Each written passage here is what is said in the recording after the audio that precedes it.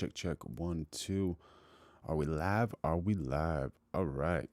What a beautiful Saturday it is tonight. My goodness. My goodness. Well, it's actually daytime right now, so that's a good thing. That's a good thing. All right, let's see how we're looking, how we're sounding. How's life going? What are y'all excited about? Oh, it looks good.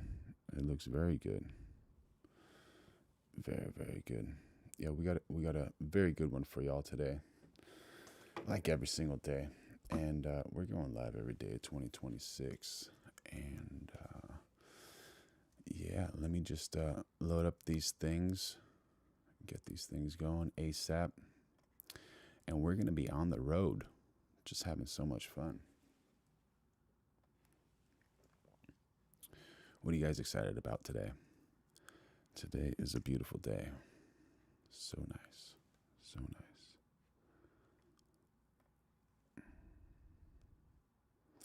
Minimize. Can you minimize? Oh, you can. You can indeed. DJ, do we have any music? Should we put some music on? What do you guys think? You guys are enjoying the music or not so much? Might as well. Might as well.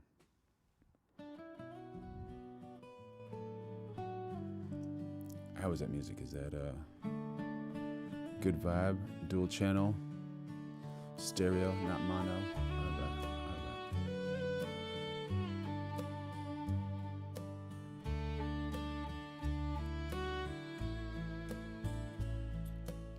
All right, so word of the day, word of the week actually is Sonder, S-O-N-D-E-R, which means everybody is going through a few things. So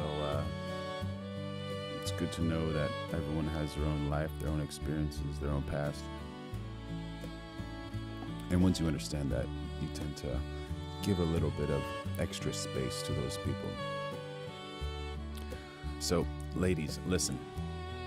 If you want a good man and you want to keep a good man, you do not need another dating hack. You need one word that turns love into wisdom. Hi. Sonder. S-O-N-D-E-R. Yo, how you doing? Jackson is the coolest. Thank you for joining in on the stream. We got to talk to text to speech. So, yeah, we're getting some readings going. And the realization that he has a whole inner world, deep, complicated, human like yours. Sonder, S-O-N-D-E-R. So stay until the end because I'm giving you 10 epic Sonder quotes and 10 real life Sonder lines you can use tonight. And a few viral bits that will make you remember this forever. Quick favor before we start, tap like so YouTube pushes this to more good women, and subscribe. Let's hit the bell because if you like this vibe, I'm going to How's the stream going? a lot and you'll want the notifications. The stream is going well. Jackson is the coolest. How you doing, buddy? How you doing? Thank you for joining in on the chat. Yeah, type Sonder in the chat if you're building love on purpose. All right, so just a little info. I'm a straight man talking to good straight women who want a real relationship, and dudes can get along, get inside the chat as well and watch this video so you can get the perspective of what's happening here and how to increase the best chances of you living a good life with a good woman in a good relationship. Not chaos dating, not games, not he's mysterious when he's actually just inconsistent. And so ladies, I need you to hear this clearly. Sonder is not tolerate disrespect. Sonder is seeing clearly and then choosing love with warmth and standards. All right, quote number 10 is the one that hits men in the chest. Do not leave early. If you've ever said, why do men, or why does he, this live is for you. And make sure you like the video so YouTube shows this to more women who need peace. And subscribe, hit that bell, everybody. Yeah. And also when you subscribe and hit the bell, that means you'll catch the next live when we go deeper into green flags, boundaries, and communication. Type peace if you want calm love and not confusion. All right, quote. Let me roll this one. There we go. Quote number 1. Sonder is the lantern in the fog. It lets a good woman see the man beneath the armor and love him without losing her shore. What's the translation? Love him. Don't lose yourself. Type lantern in the chat if that one resonates with you. Quote number 2. Sonder makes a loyalty feel noble because you stop chasing applause and start building a kingdom with one man. Translation: attention is loud, legacy is louder. In the chat, type kingdom if this one resonates with you. Quote number 3. Sonder is the oar of patience. You know the oar in the boats. When his storm rises, you don't capsize the ship with suspicion. Translation: don't drown love in guesses. If that one resonates, type oar in the chat. All right, quote number 4. Sonder turns your words into medicine. You speak to his future, not just his mistakes. Translation: call the best out of him. Type medicine if that one resonates with you. Quote number 5. Sonder is the reason peace is powerful. A good man will cross oceans to return to the woman who feels like home. Translation: peace is luxury. Type home if that one resonates with you. Quote number 6. Sonder is the shield against petty wars. You refuse to win arguments and instead defend the bond. What's the translation? Protect us over ego. Type shield if that one resonates. All right, quote number 7. Sonder makes respect magnetic. You honor effort, and effort returns like a tide. And the translation: praise becomes gravity. Praise works so well, it works wonders. Try it. Chap tide in the chat if this one resonates with you. Quote number 8. Sonder is discernment with a heartbeat. It helps you choose a good man by watching how he behaves when no one is watching. Character shows up off camera. Type off cam if that one resonates with you. Quote number 9. Sonder keeps love alive after the honeymoon. You stay curious so he never feels taken for granted. What's the translation? Curiosity is commitment. Type curious in the chat if this one resonates with you. And here it is, quote number 10, the closer. Sonder is the vow behind the vow. I will not reduce you to your worst moment. I will see you whole and love you wisely. Translation: whole love lasts.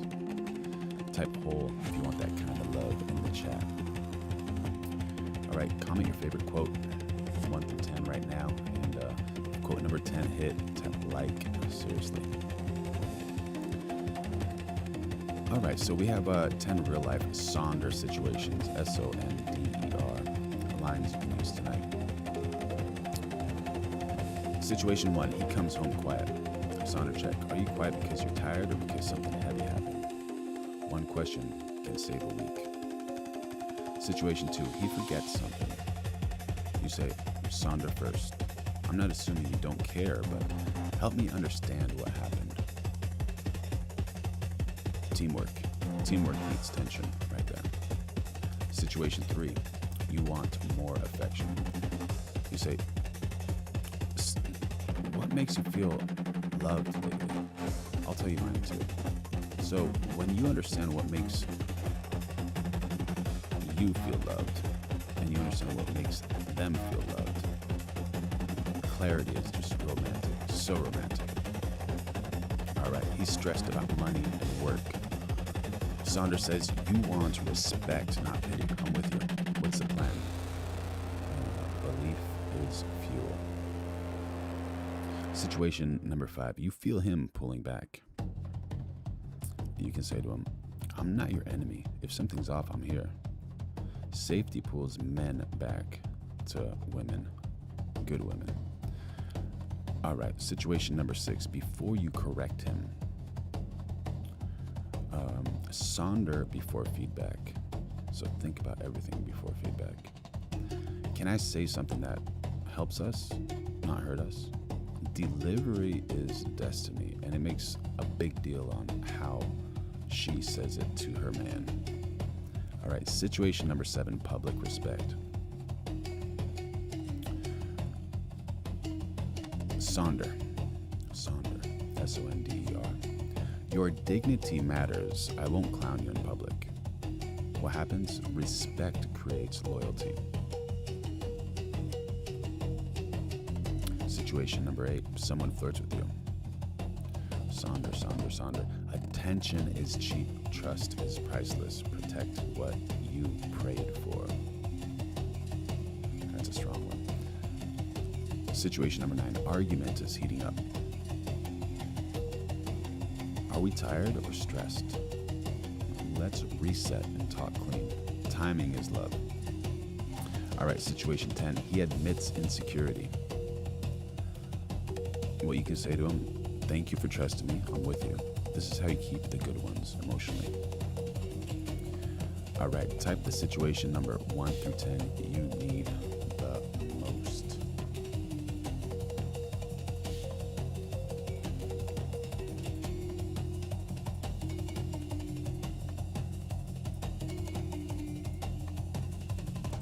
All right. So, we're switching gears. We have the Ask Me Anything. We have relationships, dating, boundaries, communication, red flags, confidence, whatever.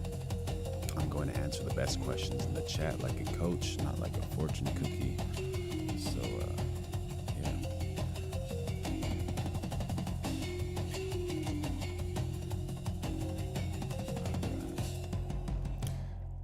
And I'm just going to pull up the second portion of the stream, which is going to be extremely fun.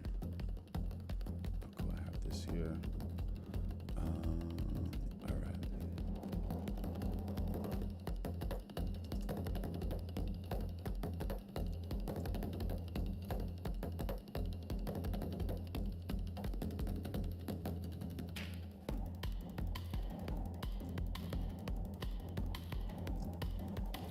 Let's see, what's this looking like? Is this popping up all right? Zoom this, create a better crowd here. Nice.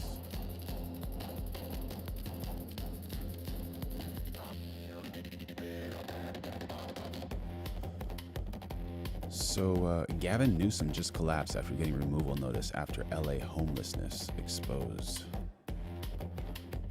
Pretty wild.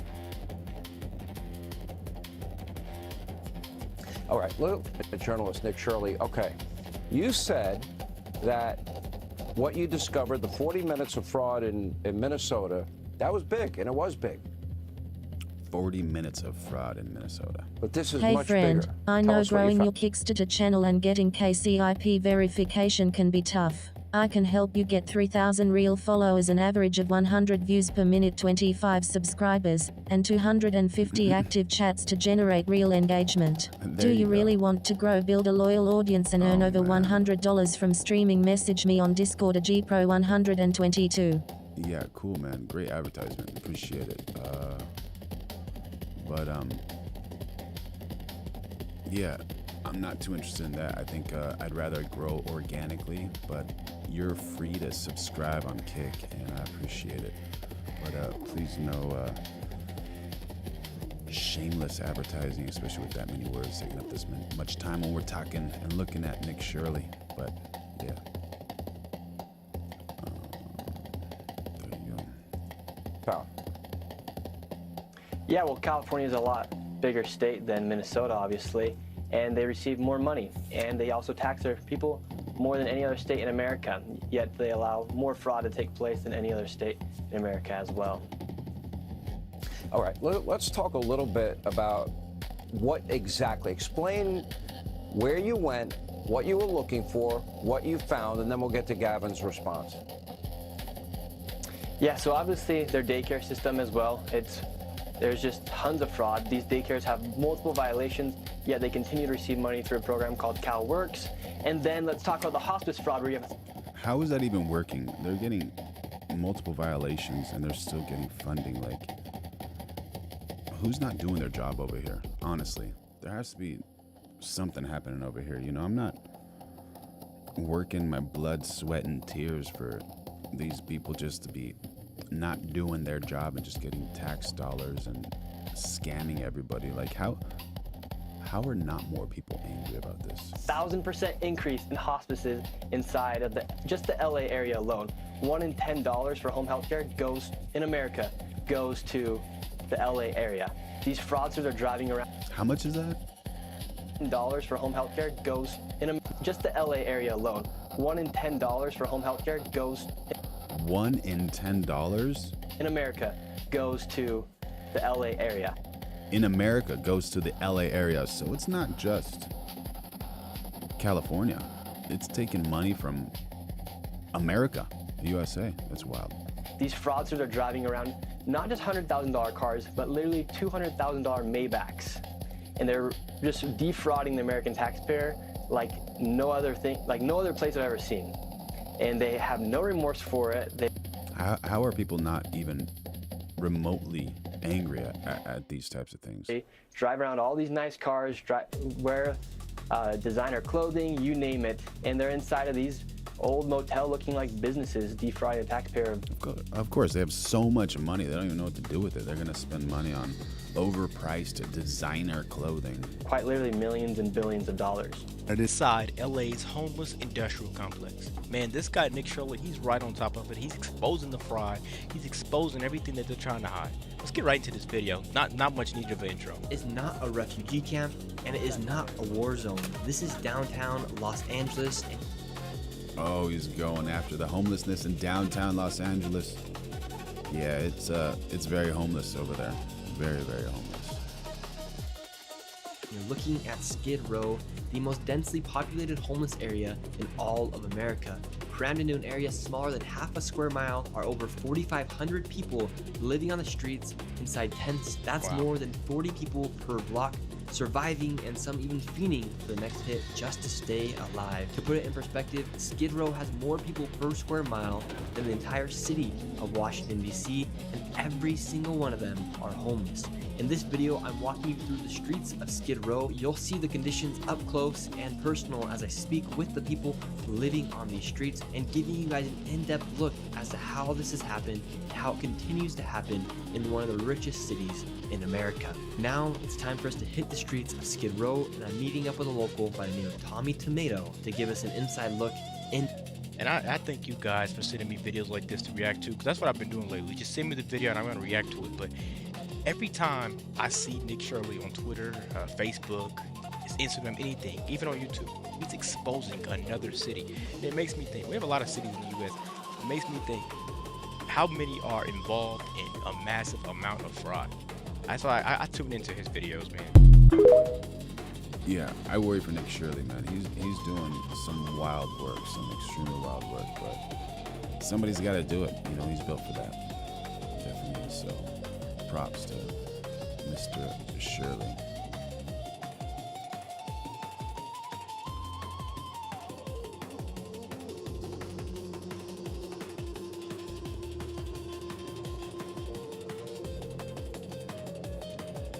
How do you guys feel about those people who don't return their cards at the grocery grocery stores?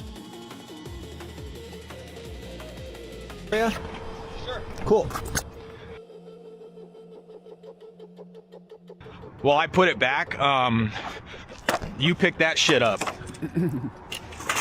It's really not that hard to put your cart back. Dude, you're paid for this. No, I'm not. $16. Get the hell out of here. Little pack draw while I'm sitting here. It's probably an advertisement for this gambling thing because it's pretty aggressive and that dude did nothing. But Want me to put that cart back for you? Sure. Cool. yeah, that's wild, man. That's wild. You want me to put that cart back for you? Sure.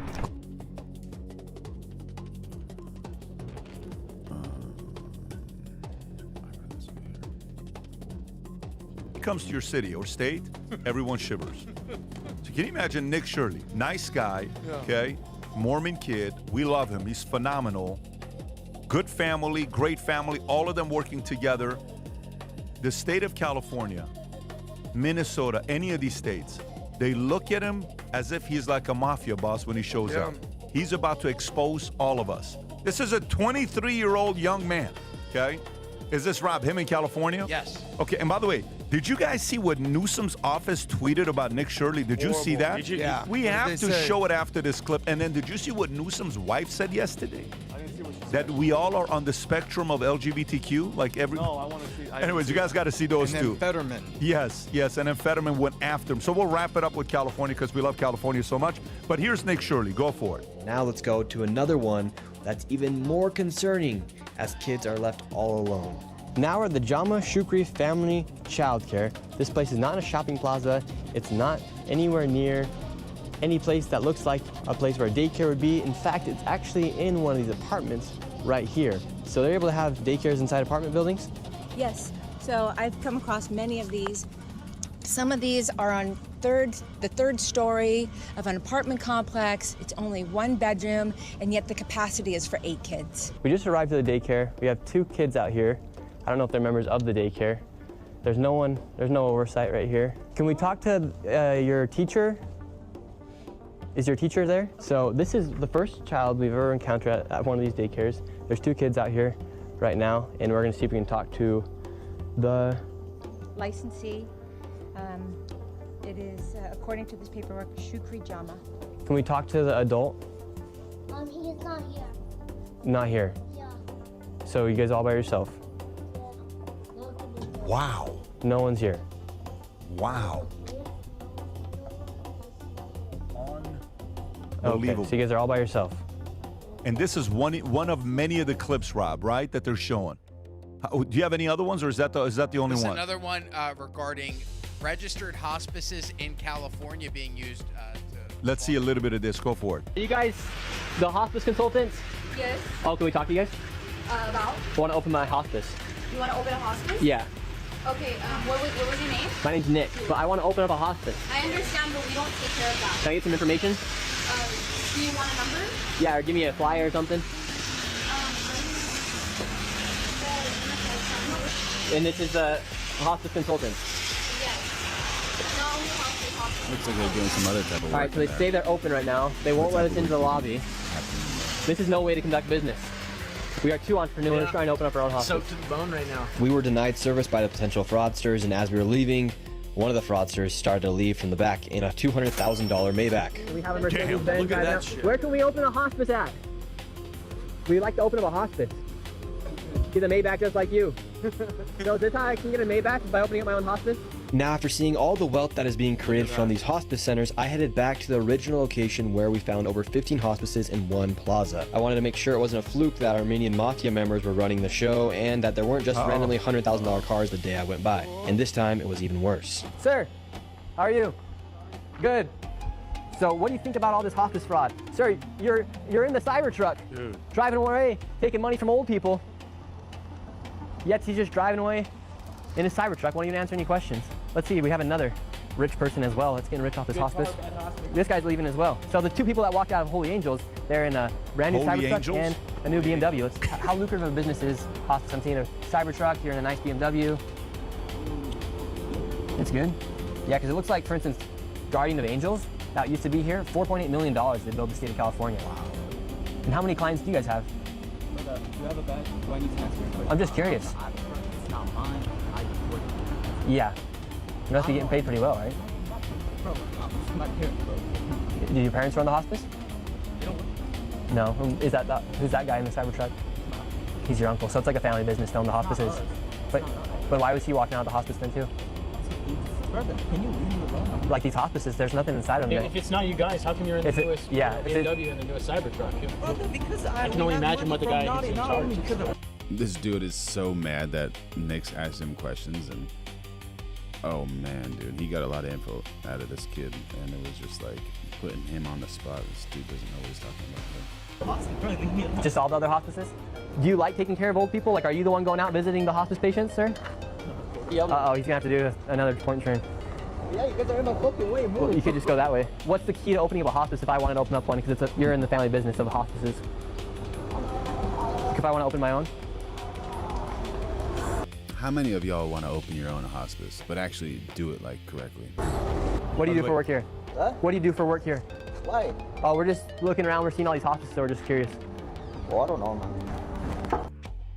I mean, he's good at what he does. But You got to no, realize but he's very good at what he But does. Chris Cuomo doesn't think that he's a real journalist and he's not doing it. He said that today? He was on this podcast. No. Chris Cuomo Oh. sat here and said that what he is doing is not journalism. Nothing's going to come out about it, which is it's baffling for me to even hear because this guy he's exposed Minnesota. People have gone to jail because of his investigative journalism, actual journalism, not CNN journalism, propaganda sitting in front of a camera lying to the American people. That's journal. If that isn't journalism, going out there risking his life. How easy could one of these people go up to him and punch him in his face, or stab him, or shoot him? And he's out there doing actual work. Hundreds of millions of dollars exposed. Minnesota has already arrested people. I don't know how deep the investigations are going to go, but this is blatantly obvious. And it takes a 23-year-old kid, not somebody from mainstream media, to expose it. And it drives me crazy when I hear people like him say, "Oh, this isn't real journalism." Then what is it? I'm curious to what is he doing? And why did it take a 23-year-old to expose it? Just curious, Tom. By the way, here's what Newsom's office had to respond with. They said, "Hey, can I see your kids?" As if that's Nick Shirley, right? Going into the daycare. Now, do me a favor. Go to the tweet, Rob. So I want to show how Nick Shirley responded to that tweet. So Governor Newsom's press office. That's the real press office. You see the check mark right next to it? Yep. On the political side? Okay. So go a little bit lower. Nick Shirley responds. He says, "You do realize I'm trying to help America eliminate fraud and waste, right? No need to try and make me look like a bad guy for exposing fraud. People are over it. Start working for the people and not against them." 275,000 likes for what he had to say. Nick Shirley. And guess who's doing it now? CBS is following his lead. CBS is now doing it in New York. They got a bunch of different things. Final.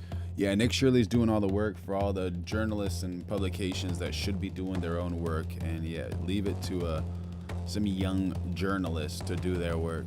Everyone start to realize we got to do it. Now, keep in mind, CBS is being ran by Barry Weiss.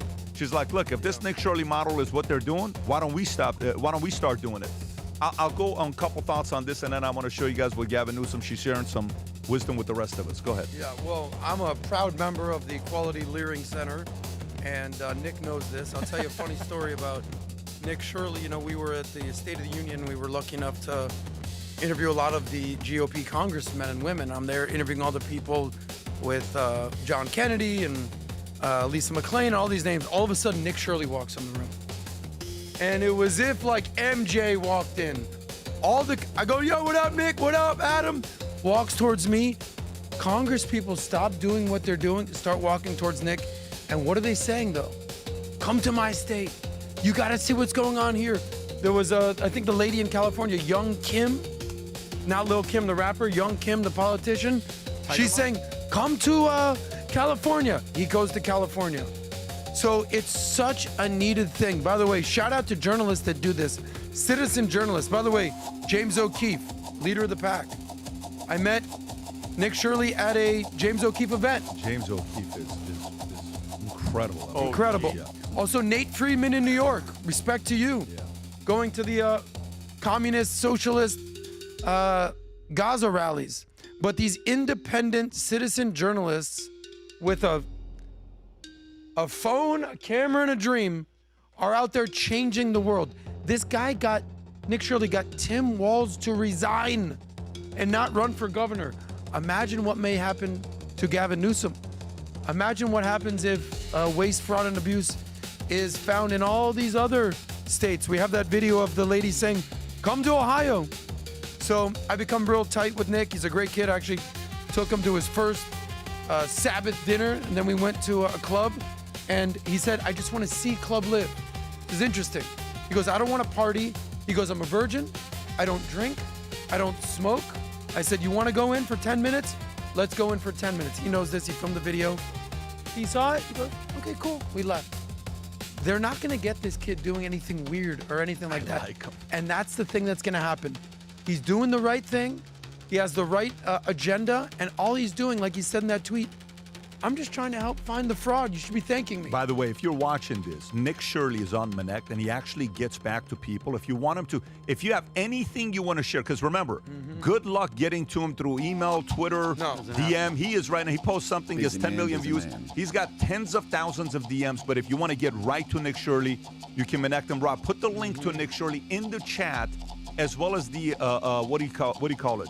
Comment section and description. But go download the app Connect. And have you guys tried Connect? I haven't actually tried it. And do you think there's a future there? Find Nick Shirley and message him. This is one way of also supporting what he's doing and encourage him for the great work that he's doing out there. Gang, a reminder to all of you on 2 separate reports. One of them shows 51% of you guys who for the last 12 months or so who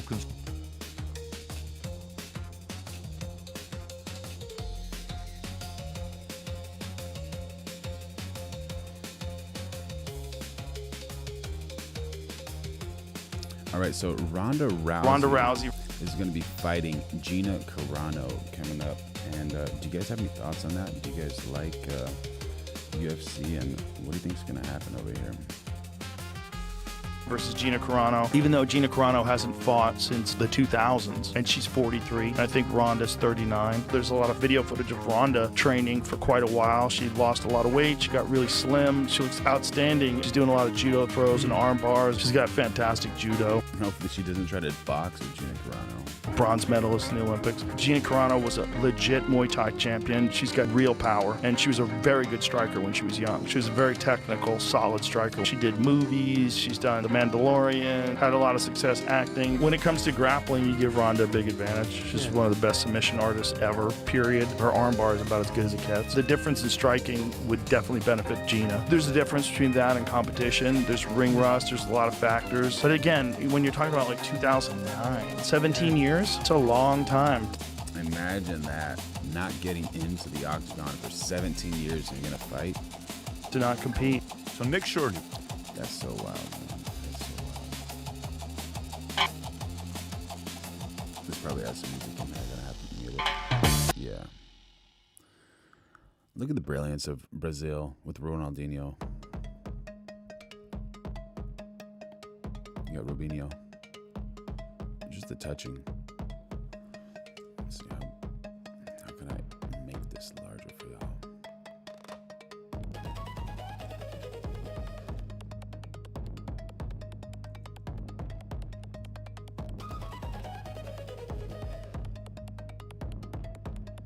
Just splitting 2 defenders like nothing. Just unreal. Ronaldo phenomenon.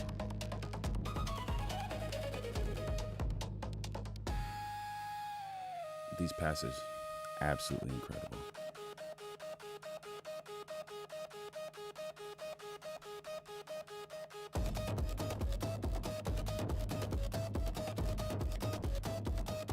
Did you see that? Just stops the ball. Get a little vision. Don't know if he's going left, right, forward, back. Where's he going? Stops the ball. Blast. Sets up Ronaldo. Nice and easy.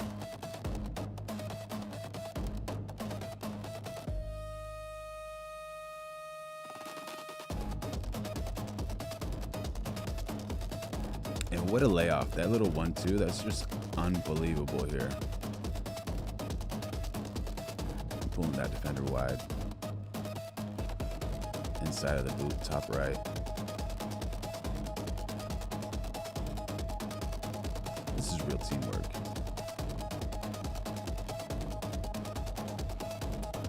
Rocket ship on the floor. All right, y'all. Have you ever tried Arizona iced tea? And this is a very fascinating thing. I've always was curious the reason they sell these iced teas at only 99 cents, which is very inexpensive. I don't know if they still are. Are they actually still only 99 cents? Let's see. I don't want to misinform you.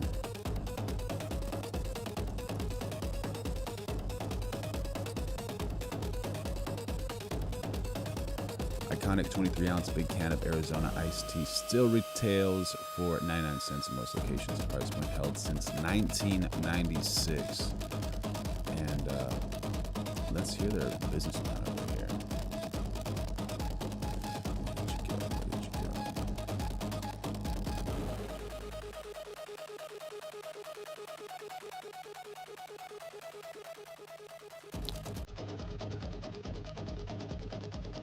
go? You could be selling your cans for more. Your competitors certainly are selling their beverages for more. Why not increase the price and therefore increase the profit? We're successful. We're debt-free.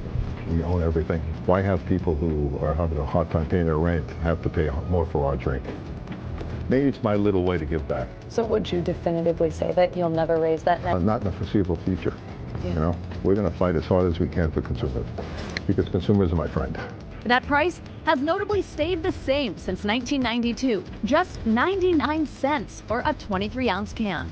People say, how do you do that? We make it faster, we ship it better, we ship it closer, the cans are thinner. I don't use a cell phone, and I have never texted or emailed anybody. You don't have a cell phone? I don't. Or he's never opened up a laptop or turned on a computer. Ewing and Michael Jordan trash talk each other. Ewing forcefully shook off. Dude doesn't even use a cell phone. Doesn't use email. Doesn't use anything. So wild. So wild. What's going on with my camera? Camera tech problems. Let's see. Working? Not working?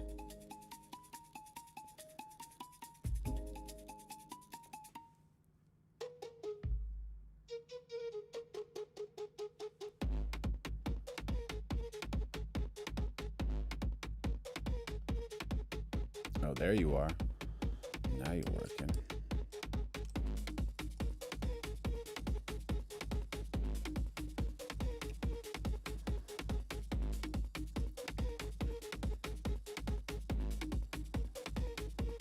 Pippen's hand, and the unprepared Pippen almost got injured.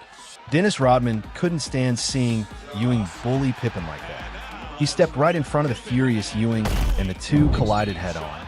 Pippen always was quiet. How important is it to have awesome teammates who protect the people who are not necessarily fighters?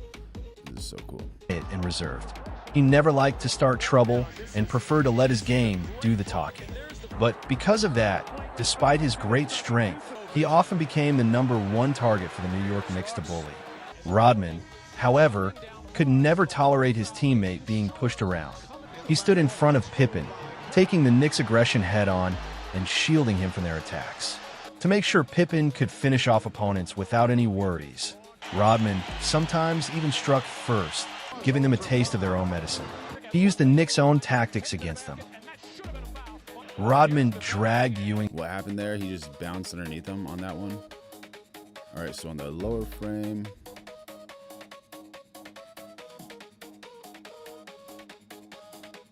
I have no idea what happened. All right, A taste of their own medicine. He used the Knicks' own tactics against them. Rodman giving them a taste of their own medicine. He used the Knicks' own All right, so this dude undercuts him here, and then he undercuts this guy here. I see. Tactics against them. Rodman dragged Ewing to the floor, and after Ewing got back up, Rodman charged forward again, confronting him face-to-face and firing off a barrage of trash talk.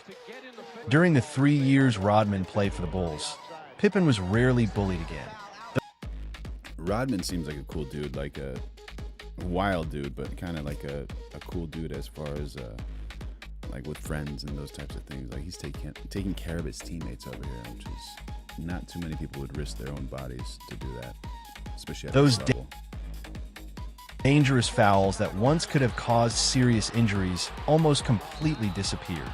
Opponents knew that if they targeted Pippen, they would have to be ready for Rodman's revenge. And no one wanted to face an angry Rodman. After all, he is one of the toughest players in basketball history. Yep. The last job anyone in the world wants right now? Senior leader for the IRGC, or Besiege. Temp jobs, all of them. And to borrow a page from Admiral Ernest King in World War II, we've decided to share the ocean with Iran. We've given them the bottom half. Epic Fury is different. It's laser focused, it's decisive. Our objectives, given directly from our America First president, remain exactly what they were on day one. These are not the media's objectives, not Iran's objectives, not new objectives, our objectives. Unchanged, on target, and on plan. To date, we've struck over 7,000 targets across Iran and its military infrastructure. That is not incremental. That is overwhelming force applied with precision. And again, today will be the largest strike package yet, just like yesterday was. As I've said from day one, our capabilities continue to build, Iran's continue to degrade. We've damaged or sunk over 120 of their Navy ships, with battle damage assessments pending for many more. See, oftentimes we have to wait. 120 of their naval ships? Oh my goodness. Just imagine that. A few days on battle damage assessment to get the real number. We continue to hunt and kill mine storage facilities and naval ammunition depots. We continue to hunt and kill afloat assets, including more than 120 vessels and 44 mine layers, and the pressure will continue. The A-10 Warthog is now in the fight across the southern flank and is hunting and killing fast attack watercraft in the Straits of Hormuz. In addition, AH-64 Apaches have joined the fight on the southern flank, and they continue to work on the southern side, and that includes some of our allies who are using Apaches to handle one-way attack drones. Wait, hold on right there. That is the best lesson to everybody watching. And I told my wife, listen, I think that this could be something serious. I want to quit my job. I want to take our savings, which at the time was like $3,000. How wild is that? Quitting his full-time job to start a career as an entrepreneur. And I want to commit myself to launching this product. And so how much did you invest to get started? Just those $3,000. $3,000? Yeah, Good for you. So in the 5 years since I launched this in my garage, we've generated more than $4.3 million in sales. Good for you. Wow. Good for you. Okay, let's talk about this year. Year to date this year, we're at $850,000, and we're looking at about $1.1 million overall. And that compared to that last year? Last year, we did just over $1 million. So far, we've spent less than $15,000 on marketing this year to generate that $850,000. Good for you. And so you'll make money this year? Absolutely, yeah. Good. After paying myself. So last year, our net ROAS across all channels was over 6 times. We know that Yes, we know that we can market effectively, and we plan to do so in a targeted method next year. So when any of our sleeping bags get outgrown, you send it back to us, we give you cash back, and we give you a discount on a new purchase that covers around 50% of the cost of a new sleeping bag. What do you do with the old one? What a good idea. Absolutely great idea. Going green, green company right here. The used sleeping bags are then resold at a discount, and whether you buy a new sleeping bag or a used one, we pledge 1% of all sales to charitable causes. Good for you. That is an absolutely brilliant marketing plan. This is Chuck Norris, the man. R.I.P. to Chuck Norris. You know that he passed away, was it a few nights ago, unfortunately. Man, he was a legend. The myth, the roundhouse legend. We're members of Delta Force and we're here to take you home. Born March 10th, 1940, he went from Air Force serviceman to undefeated karate champion, building a legacy in martial arts and even creating his own. So wild, so wild. May his soul rest in peace, Mr. Chuck Norris.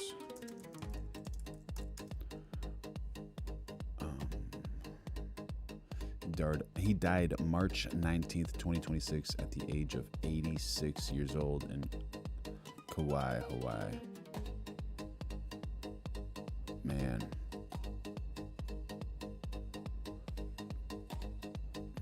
That's so wild.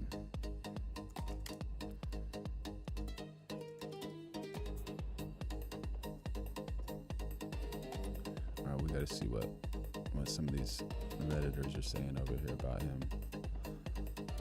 Even death has to experience Chuck Norris one day, R.I.P. That's a good one, that's a good one. I heard that opening 27 minutes of Saving Private Ryan were loosely based on a game of dodgeball played by Chuck Norris in 2nd grade. This would have occurred around the mid-40s, so of course there isn't a video.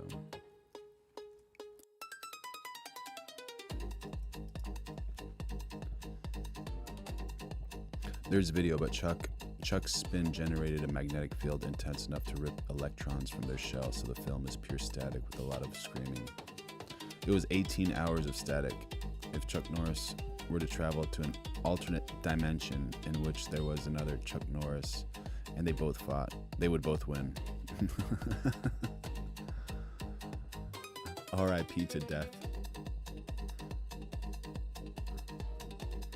One person says, does that mean we can live forever now?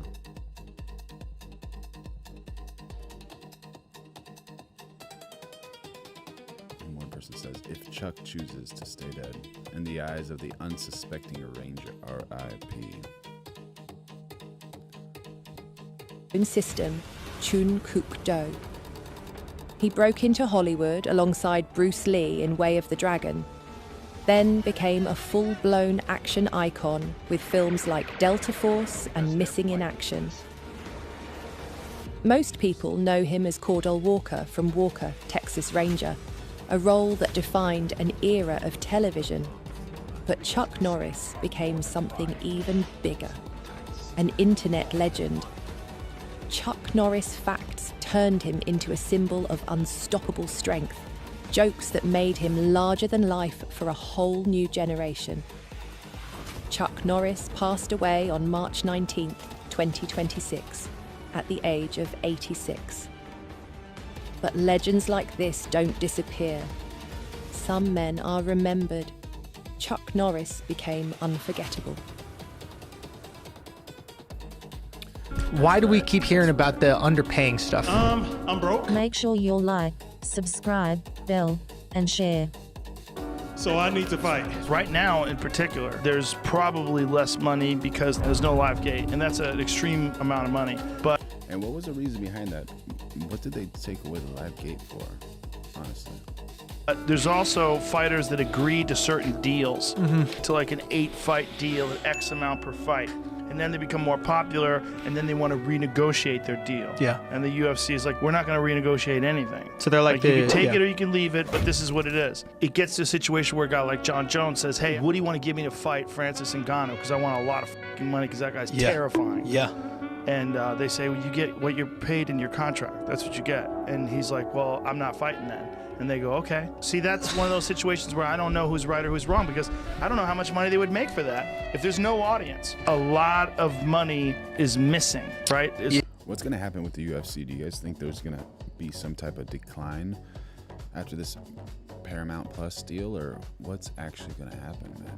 Because with the live gate, they had opportunity to make, a percentage of live streaming and pay-per-view, and now all these shows got canceled. Yeah. So it's tricky, man. So this is why I think they're complaining about fighter pay. But looking at it from the fighter's perspective, I think they should get paid more. Right. I think everybody should get paid more. I'm thinking it's a crazy way to make a living.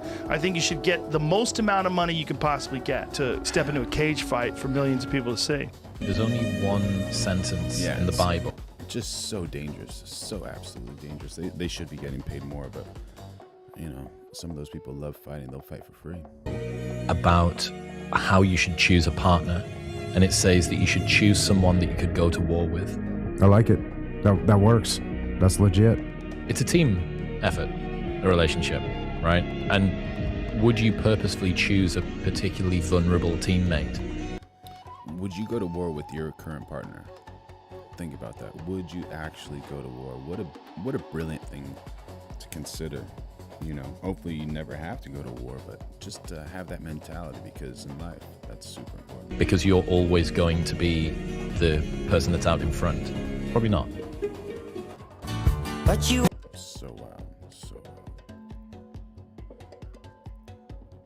All right, so we have Zlatan Ibrahimovic and Lionel Messi over here.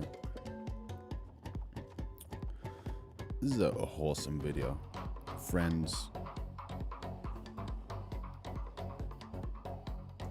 All right, so that's where Ibrahimovic and Messi, I think, first met each other. Ibrahimovic fouls Messi because Messi's so quick and so incredible with the ball, right? No, that's not Ibrahimovic. That's Ibrahimovic. Wha-bam. What are you guys doing?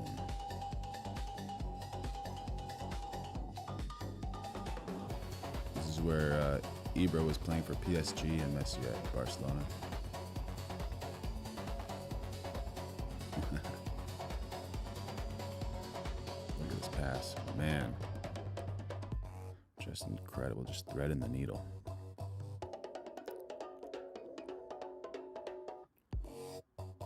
Outside of the foot. Incredible. He's so angry he missed that one. All right, so Messi gets a penalty right here. He points to Ibrahimovic. He's like, you just missed that last wide open goal. You know, work on your stats, buddy. Take this. He doesn't miss.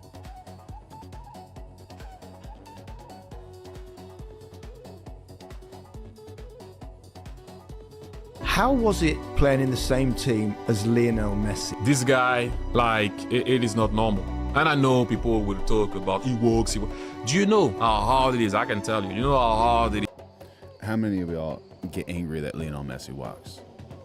Is to carry a ball on every single action. Every single action. Yes, I know. I don't like when people don't balance it out. So he walks when he doesn't have the ball. Maybe sometimes, maybe a lot sometimes, maybe not. Can we talk about when he has the ball then? Because every single time is acceleration, stop it, turning, going, getting kicked, getting up. You know how hard it is on your body to do that. Can he maybe walk sometimes? If you make me win, you can walk anyway.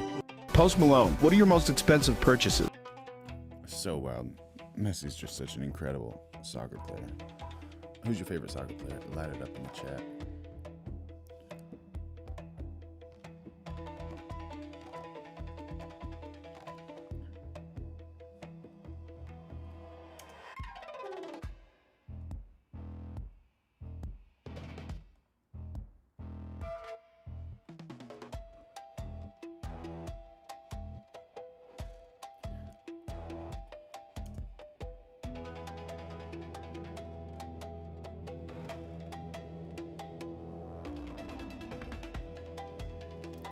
All right, so here's Post Malone. What do you think he spends his money on, man? This guy is making quite a few bucks. $60 million. My biggest purchase is my $3.1 million Utah Fortress. It's a 13,000. Okay, $3.1 million Utah Fortress. So $3.1 million goes a pretty far distance in Utah. Square foot apocalypse-proof mansion with bulletproof glass and a massive underground bunker. Bulletproof glass and an underground bunker? What does he need that for? All right. I bought a $2 million Magic the Gathering card. There's only one of them. What would you do? Buy a $2 million Magic the Gathering card or a house? I don't know how smart of an investment that is, but you never know. Maybe in 5-10 years it could double in price. Most irresponsible use of my money I've ever. There you go. That's what he believes about it. Okay. Experienced. And there is my white-on-white $3 million Bugatti Chiron. His car costs $0.1 million less than his house. My goodness. Iran, which is a total beast. But to keep it running, the maintenance is insane. I drop nearly $100,000 every year. I also $100,000 every year just to maintain a Bugatti Chiron. So just took delivery of a $1.5 million Earth Roamer, which is... That's pretty cool, Earth Roamer.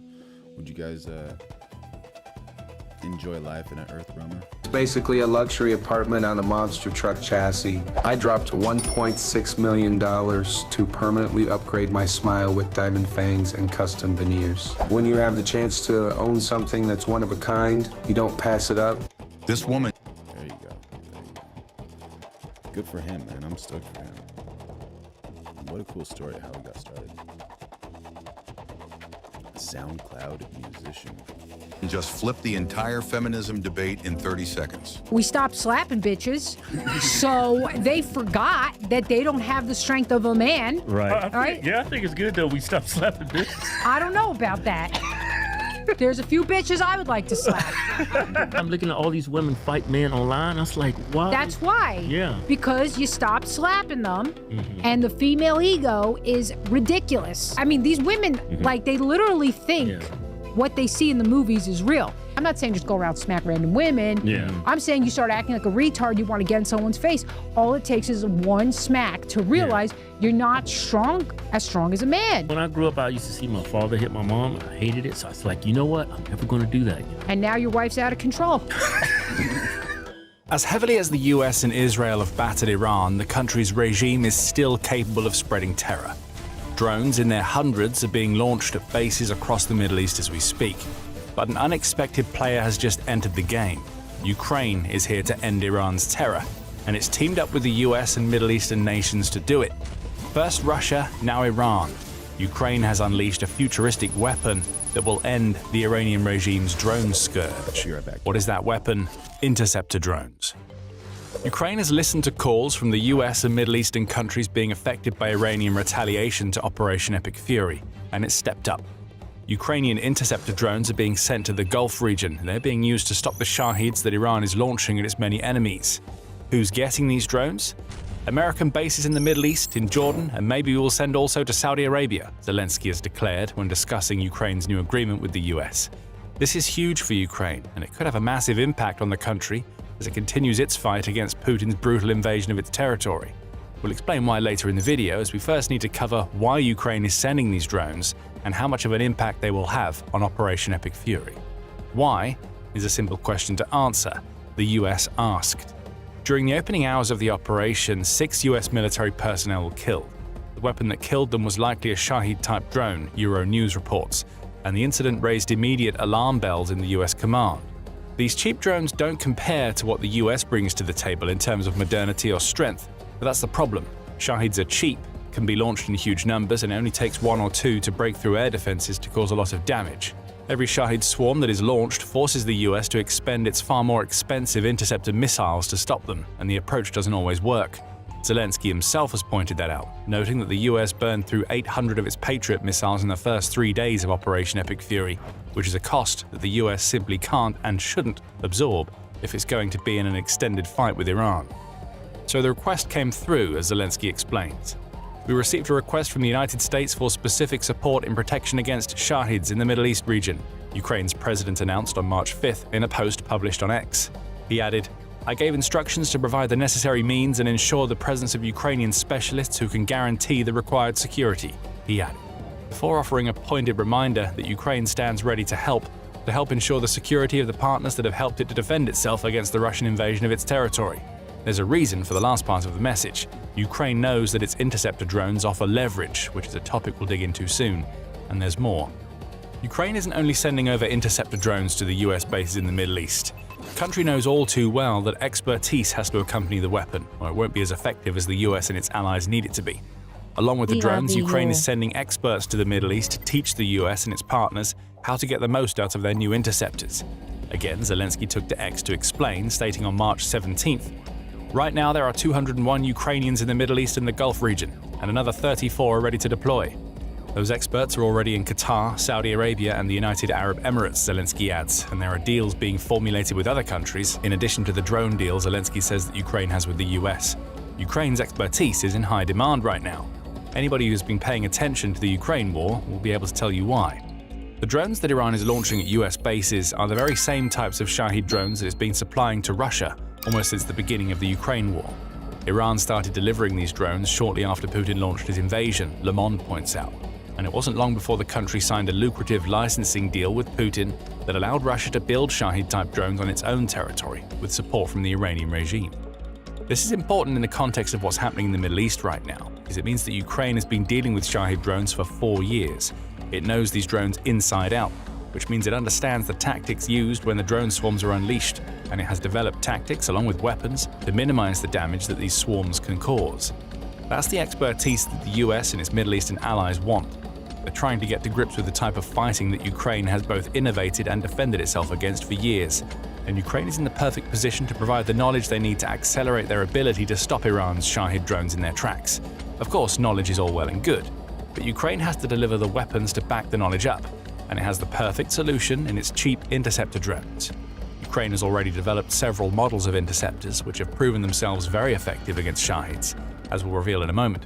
But chief among these interceptor drones, and the most likely to make its way into the Middle East, is the Sting. Described by the New Voice of Ukraine as an FPV interceptor, Sting already boasts a hit rate of between 80 and 90% when unleashed against Russia's Shahid-type drones. Ukraine started using this drone in 2025, and its specs reveal why it's a good counter to Iran's Shahids. A Sting can fly at speeds of up to 315 kilometers or 195.7 miles per hour, meaning it's fast enough to adjust its position in mid-flight to intercept Shahids that are pre-programmed to hit specific targets. Sting is a short-range solution as highlighted by its 37-kilometer or almost 23-mile range and its 7-kilometer or 4.3-mile maximum altitude. And best of all, it carries a payload that weighs 500 grams or a little over 1 pound, which plays into the low cost involved in producing the image. A Sting doesn't need a bigger payload. It's a small amount of explosive combined with the kinetic energy generated by a collision and the explosive packed into the incoming Shahid to take the Iranian drones out of the sky. We mentioned low cost a moment ago. That, more than anything else, is why the US and its Middle Eastern allies are clamoring to get their hands on Ukraine's interceptors. And to explain why, here's a little scenario. Iran launches yet more of its Shahid drones at an American base. Each of these drones costs Iran somewhere in the region of $20,000 to $50,000 to produce, which is a pittance in the context of traditional military spending. The US has to respond, and it does so by firing Patriot missiles to intercept the drones. Each of these missiles costs the US about $4 million to build. Let's say there are 5 of Iran's drones in the swarm, which is a relatively small number. The cost to Iran is no more than $250,000. The cost to the US, a staggering $20 million. Even if none of Iran's drones hit their targets, it forces the US to blow 80 times the amount of money it costs Iran to send the Shahids their way. That is an attritional tactic, and it's one that Iran can lean on to put pressure on the US. There are only so many Patriot missiles in the US stockpiles, and if Zelensky is correct, the US had already launched 800 of those missiles during the first 3 days of Operation Epic Fury, and America has already spent $3.2 billion on interceptor missiles plus whatever it spent during the rest of its conflict with Iran. This isn't sustainable, even for the richest military in the world. The Sting interceptor solves all of these problems. The New Voice of Ukraine puts the cost of building Ukraine's drone interceptor at a measly $1,000. Reuters has it slightly higher, quoting a figure of around $2,000, which may be the Sting's export price. But either way, this one futuristic and ingeniously designed drone transforms one of the biggest cost burdens that the US faces in Operation Epic Fury into a distinct advantage. Now it's not Iran that's getting the better return on investment when it unleashes its drone swarms. In our scenario, the US cost of interception drops from $20 million to around $5,000 to $10,000, which is hundreds of thousands of dollars less than it costs Iran to launch the 5 drones we posited. That is a turnaround for the ages. And it transforms what could have been a winning strategy for Iran into an attritional nightmare, the likes of which it was trying to inflict on the US. The only hope that Iran has is that Ukraine's interceptor drones aren't as effective as the US needs them to be. But that hope has already been dashed, and we'll explain why in a moment. Before we do, this is a quick reminder that you are watching The Military Show. This is the kind of insight that you crave. Make sure you subscribe to the channel. We break it down like this every single week. On the control front, Iran can't do much about Sting or other interceptor drones. Sting is piloted using VR goggles that allow an operator to identify and track targets in real time. The interceptor also has an AI-based guidance system which allows it to stick with an incoming Shahid, which it destroys via impact, and a remote detonation mechanism that allows it to unleash its tiny warhead at the perfect time. And this isn't a theoretical technology that Ukraine is providing to the US, it's been proven in battle, and the hit rate of between 80 and 90% shows why. According to United 24 Media, Ukraine's interceptor drones now account for 30% of all the country's air defense kills, as of February 24th. That number is only going to grow higher as Ukraine builds more of these types of low-cost drones. Iran can't even hope that the stockpiles that Ukraine can send to the Middle East will run out. In 2025 alone, Ukraine built 100,000 of its interceptor drones, its National Security and Defense Council revealed. Bear in mind that Ukraine didn't start using its interceptors in high volume until the end of 2025. Now Ukraine claims its production capacity for interceptor drones has grown 8-fold, meaning it can produce 800,000 of its interceptor drones annually, as long as it has the funding. If the US and its allies are paying for interceptors, they're going to get as many as they will ever need to fend off Iran's Shahid attacks. Iran's entire drone-based strategy is shattered in an instant. With Ukraine's interceptor drones arriving along with experts to show the US and its Middle Eastern allies exactly how to use them, Iran is watching in real time as its strategy for forcing the US to burn through millions of dollars has gone up in smoke. Literally, in the case of the Shahids that will now be exploding in mid-air rather than on critical military targets in the Gulf region. But hold on for a moment. You may be wondering why the US would even need interceptor drones at all. You've heard about the percentages being thrown around. It looks like Iran's drone launches have fallen off a cliff since the early days of the operation. That is indeed the case, at least if US Secretary of War Pete Hegseth has the correct figures. Hegseth claims that Iran's drone launches have dropped by 95% compared to the opening salvo it unleashed in the early days. The combined US and Israeli attack against Iran's military and drone launching infrastructure has contributed to that. However, 95% doesn't translate to stopped entirely. Iran is still launching drones, even though the swarms are starting to look more like trickles. We saw that on March 19th when Saudi Arabia reported that its air defense systems had intercepted and destroyed a quintet of Iranian drones that were heading toward the eastern parts of the nation, along with its capital city of Riyadh. These 5 drones add to the 13 missiles and drones that Saudi Arabia have managed to intercept, and it shows us that Iran is still very much trying to use its drones to wreak havoc, even if its rate of fire has been drastically reduced. And again, think back to what we said about the cost. Sure, this attack was just 5 drones, but intercepting 5 drones can cost millions of dollars for traditional air defense systems. Millions of dollars versus? Why would Saudi Arabia want to spend that much when it can take out the Shahids using interceptors that cost a tiny fraction of the amount that it would otherwise spend? It just doesn't make sound financial sense, no matter how much of Iran's drone infrastructure has been destroyed. While Shahids still fly, Ukraine's interceptors have value. And that value brings us right back to the leverage that we mentioned a few minutes ago. We also mentioned the very clear point that Zelensky made about supporting Ukraine's allies, which he backed up on March 17th when he revealed that Ukraine's drone experts were heading to the Middle East.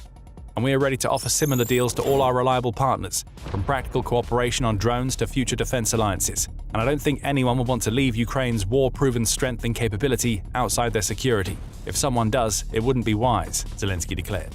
Translation: Ukraine sees an opportunity to prove itself useful to the very nations that could provide more support in its fight against Russia. Ukraine is trying to make the most of this opportunity. According to a March 18th Business Insider report, Ukraine has already told the US and its Middle Eastern partners that it can supply up to 1,000 interceptor drones per day to help them defend against Iran's Shahids. If 1,000 defenses per day with drones. Additional investment is provided, Ukraine says it could provide even more. What this means is that Ukraine could turn its interceptor drones into a reliable source of income that it can then spend on developing or producing more weapons that it can use against Russia.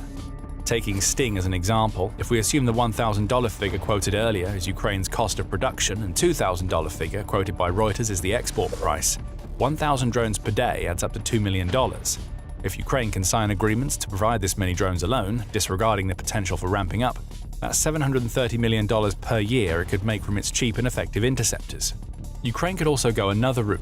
On March 15th, Reuters reported that Zelensky has made it very clear that Ukraine isn't getting directly involved in Operation Epic Fury. For us today, both the technology and the funding are important, Zelensky declared. We've covered the funding, but what Zelensky is also hinting at is that he's willing to trade Ukrainian drones and expertise for more of the kinds of high-tech Western weapons that it's been using in its war with Russia. More air defense missiles to defend against Russia's ballistic missile strikes wouldn't go amiss for Ukraine. Essentially, anything that Ukraine can't produce itself but needs in its fight could be traded for interceptors and other types of drones. This is leverage for Ukraine. It's proof that a country that has proven the effectiveness of a strong unmanned systems strategy during the 4 brutal years of fighting against Russia, it's now at the point where it can start building on its expertise to solidify the long-term success of itself and its defense industry.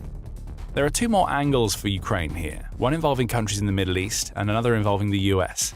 The New York Times explains the latter in a March 9th piece where it points out that providing its interceptor drones to the US allows Ukraine to score some much-needed points with the Trump administration as it continues to try to broker peace talks between Ukraine and Russia. This is Ukraine basically telling the US, look, you can rely on us in your moment of need. That has to count for something when stacking Ukraine up against a country that is vehemently against the US and everything that the West stands for, despite what Putin claims. There are also other reports that Russia has provided intelligence and drone technology to Iran during Operation Epic Fury, which Ukraine could use to deliver another blow to Putin's goals of manipulating the US into supporting Russia and its... How wild is that? So many details of teamwork happening and those types of things. And when is there going to be peace, honestly? That's the most important question. Its maximalist demands. The message is simple: Ukraine helps the US, Russia tries to hurt it.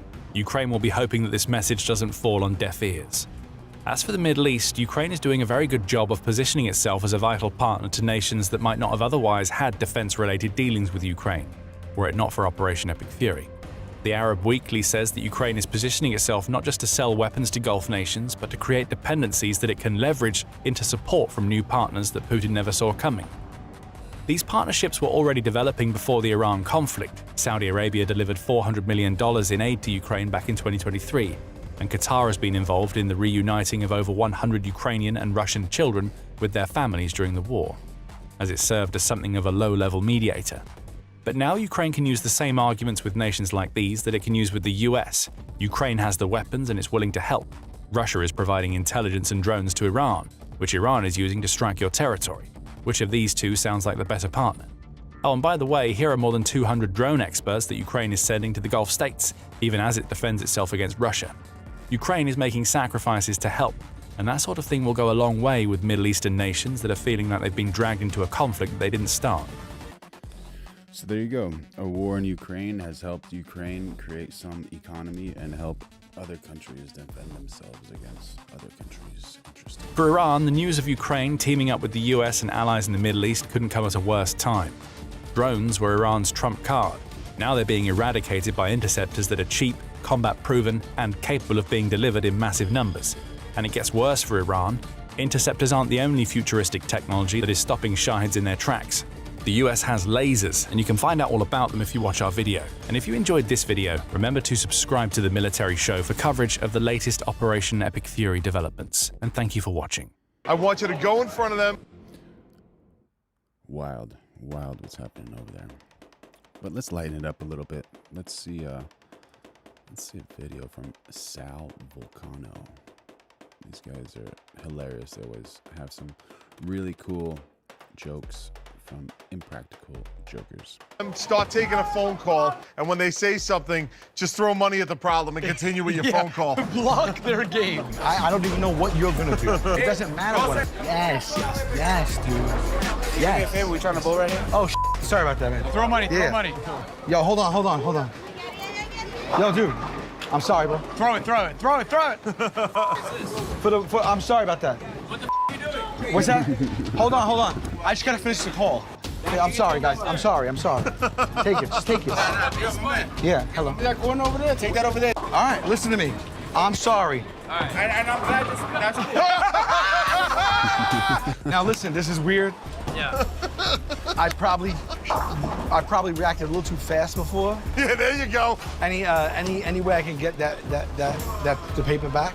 Why? You gave it to us. No, I know. Just because I probably reacted. I just needed because I'm not. Now he's asking for it back. He's like, I'm not an Indian giver, but in this situation, please just give me back that money. I'm not looking for any trouble. I demand no disrespect. I got my goon squad in lane 1. Those are your guys over there? Yeah. What the What is actually going on? If you hit one of those pins, we'll give it back to you. Hit one of those pins? Yeah. And you'll give me the money back?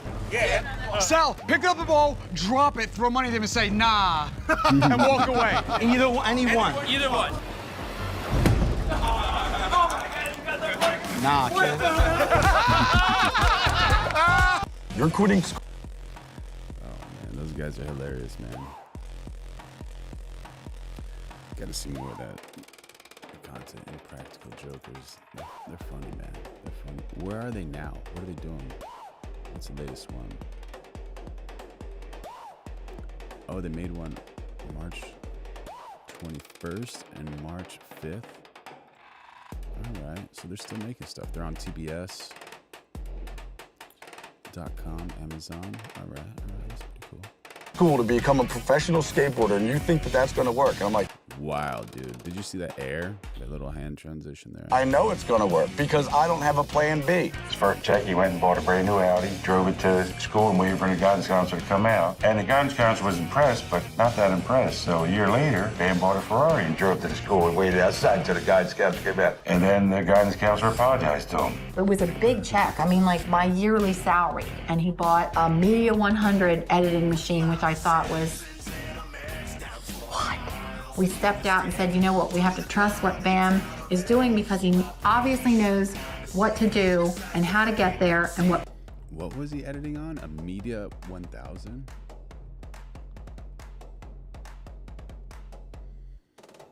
There you go, man. Editing on tape. Back in the day, man. Bam Margera. And how to get there and what people want to see. So I'm stepping back. 5% is not enough. So wild, man. Those guys did some wild things. The negotiation skills of Mark Cuban is awesome. What's going on with my camera, dude? Camera problems again, dude?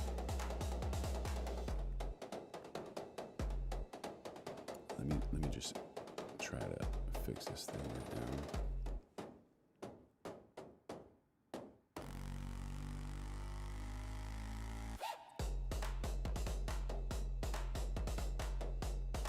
Come on, camera, what are you doing?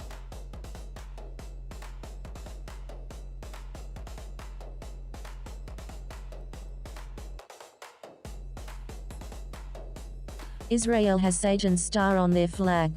David never had a star. That star is not mentioned anywhere in the Bible, but it is attributed to the book of Acts 7:43 and prophet Amos 5:26.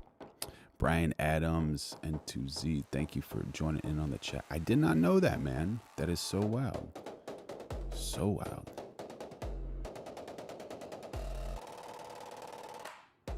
So wild. The star is not mentioned anywhere in the Bible, but is attributed to the book of Acts 7:43.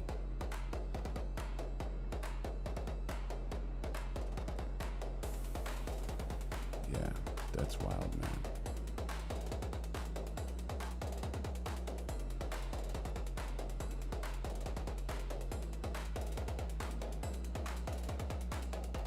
Just trying to get my camera to start working over here.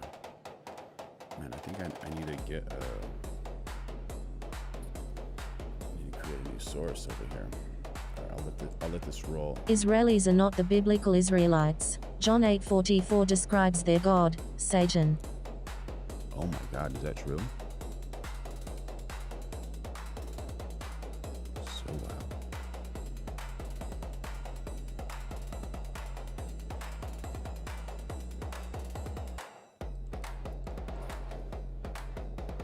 Okay, I think I'm gonna have to disconnect.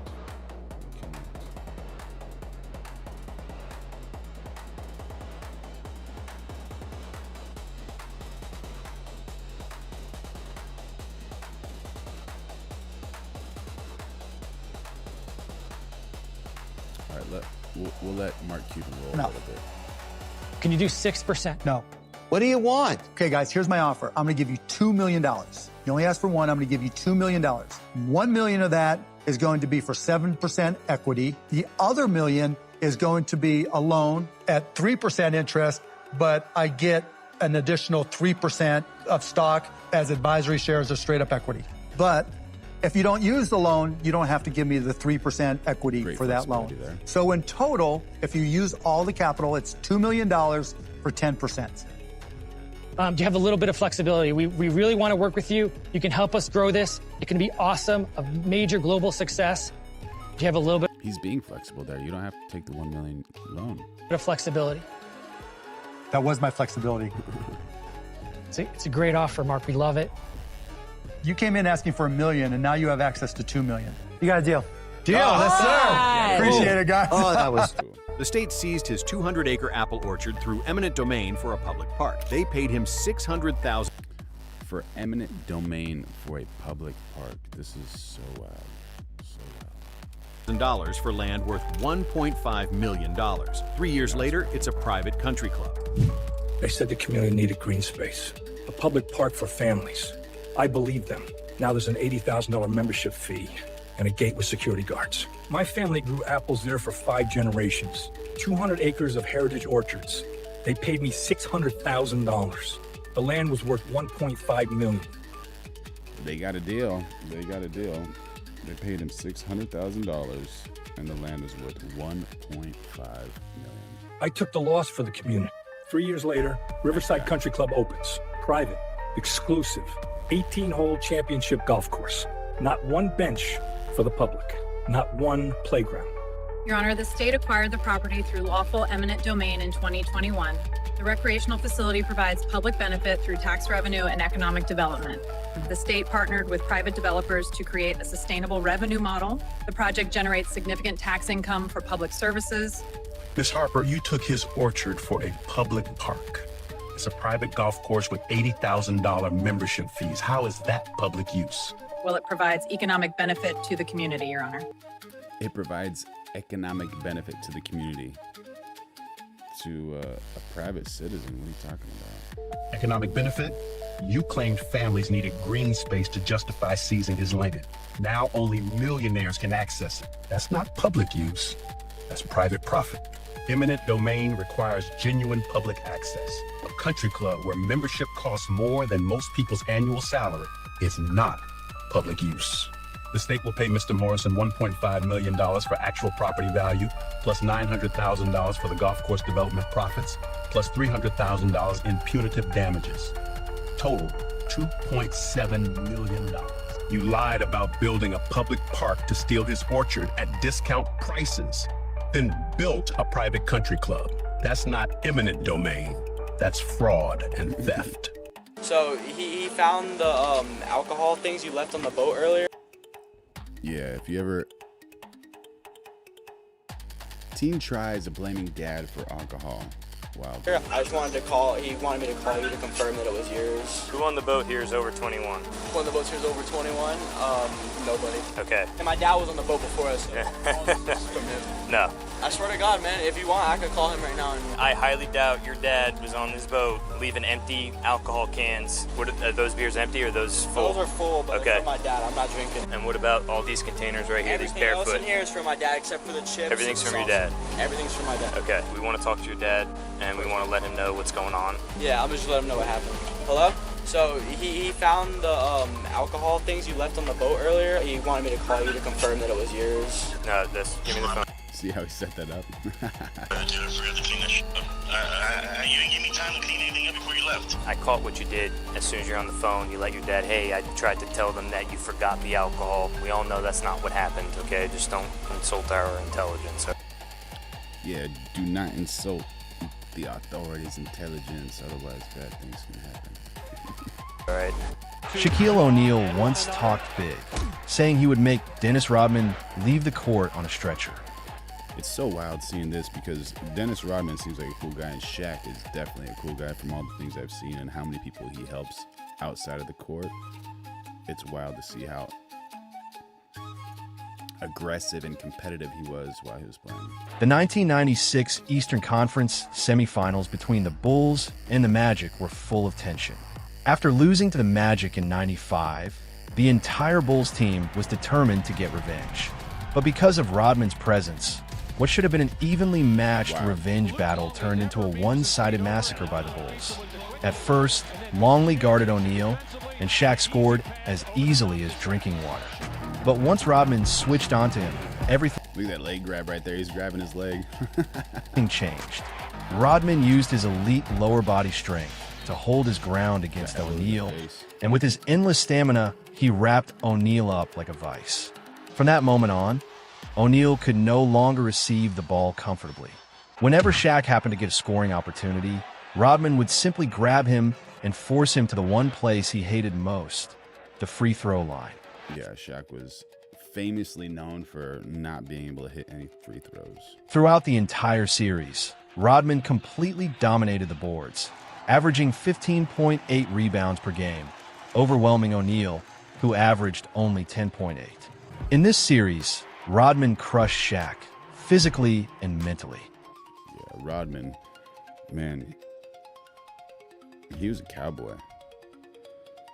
And he actually joined the Bulls and I think didn't like Pippen at first, and people were kind of arguing about that type of stuff. But then he started to protect Pippen, which is like so wild. At first he was fighting Scottie Pippen, then he started protecting him. You can literally never lose if you bribe somebody. How much? This is hilarious. Pay you to be here. No, just that, bro. $300. I'll give you $600, and you gotta just make it. My food is way better. There's a Maillard reaction, which actually All right, so what's happening is Togi and Sarah, they're doing like a cook-off, like who can create better food. And then I guess Togi drove this dude here, which is like a chef, and I guess the person that's gonna judge both of the dishes. And then Sarah didn't pay him anything, and he's like, well, how much do you want? He's like, $300. He's like, I'll double that. I'll pay you $600. Just make sure that you say my food's way better than hers. Creates that orange crust. Cheese and butter just soak up all the fat. It's like as if he was playing the violin while cooking. It's as if he was playing the violin while cooking. Look at her face.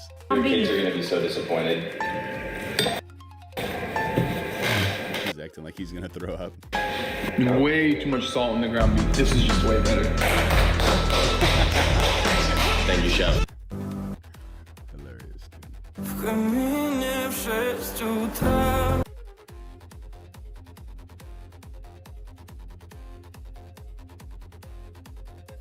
dude, destroying a nice camera.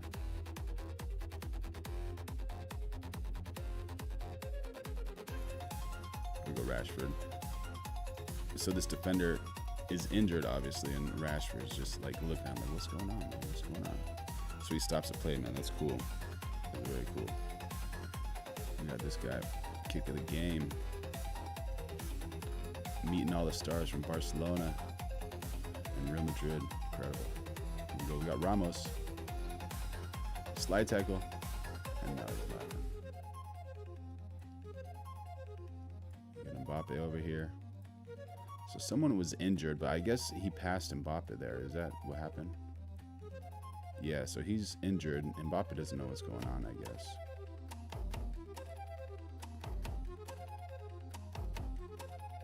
So this guy right here. Stop the game, makes sense, all right. So but Mbappe is actually looking at the ball. Not really looking at the defender.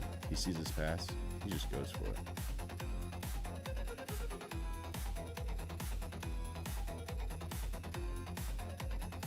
And then he kicks out of bounds. Cool, man. Good sportsmanship right there.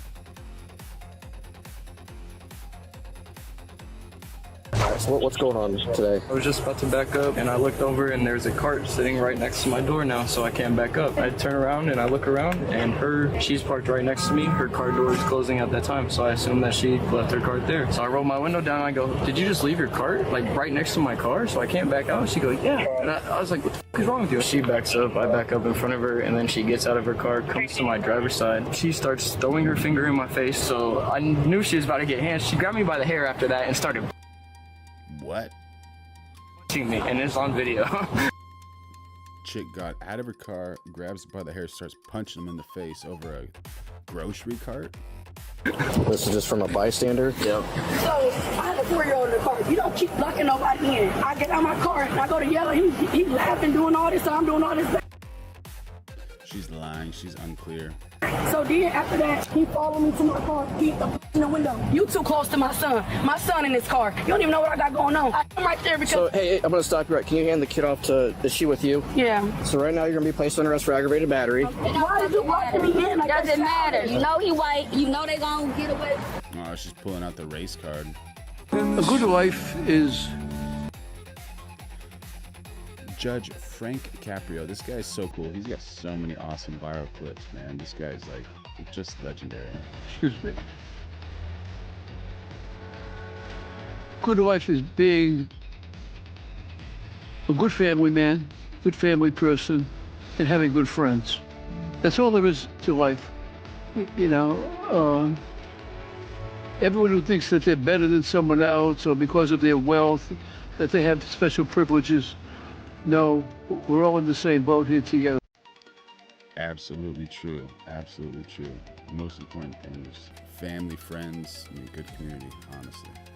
That's what we're doing here. So if you like this stuff, make sure you like, subscribe, turn on notifications, because we're going live every single day of 2026. Yo, Neil. So this gentleman's from Lamborghini, Las Vegas. He sounds. So this is Steve Will Do It on the right side. He actually got banned on YouTube, and he was warned a few times. He was like, hey, everyone's telling him, do not upload that video, otherwise you will get banned. And then Cowboy Steve Will Do It doesn't care, man. He just goes for it, and he gets banned, and then finally he gets back on YouTube. Oh, he found. So if you want to go check out some of his contents, Steve Will Do It.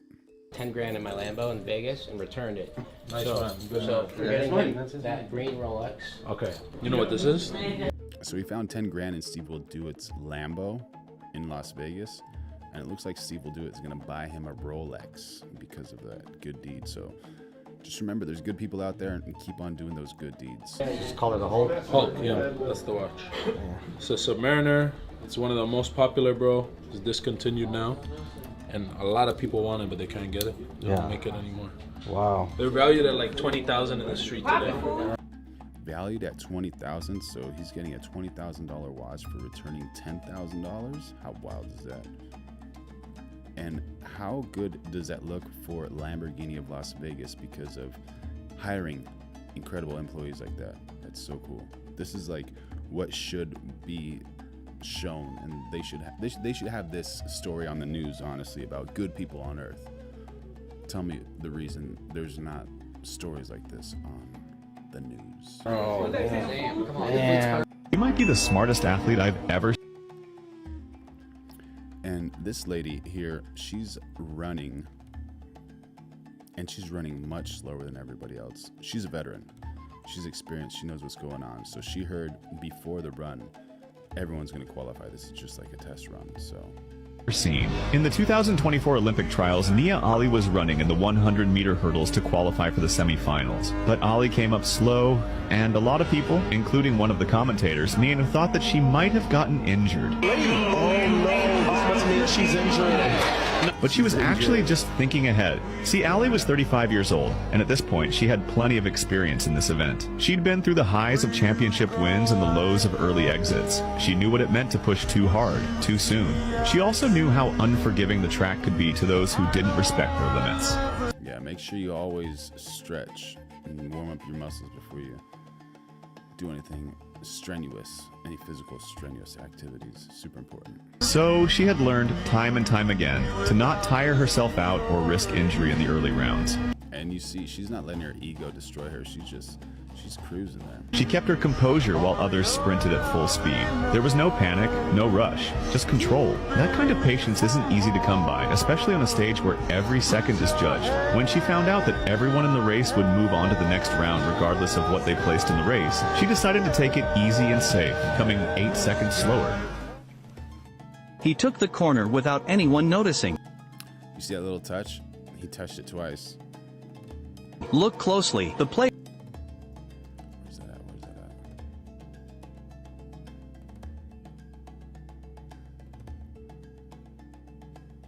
He's looking at the ref. He's like, hey ref, you see this? You see this? I just touched this. So make sure the ball is live.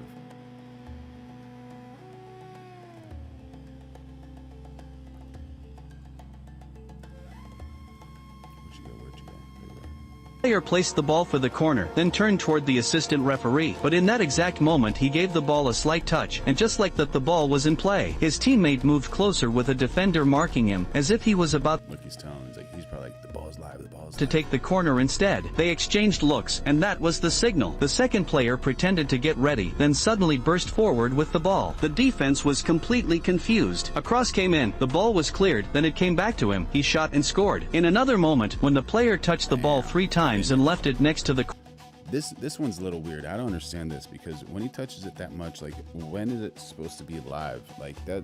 This one I don't really agree with. I think this is one of the Red Bull teams. corner flag. It looked like he was only adjusting its position. Then his teammate stepped in to take the corner. But maybe New York Red Bulls looks like MLS. This is where everything started to feel strange. He bent down as if fixing his socks and spoke to the assistant referee, as if there was a problem. Everyone relaxed because they thought the play had not started yet. The referee seemed like he was in on it, and he didn't even want to look at him. Then suddenly he began dribbling near the box, and before the opposing team could understand what was happening, he delivered a perfect cross that his teammate finished easily. It turned out that when he went to take the corner, he asked the assistant referee if he could move the ball, and since his teammate had already touched it, the ball was in play. So the referee told him to go ahead, and just like that, a simple trick turned into a brilliant goal. I'm gonna ask you a very simple question. Smart. That's smart.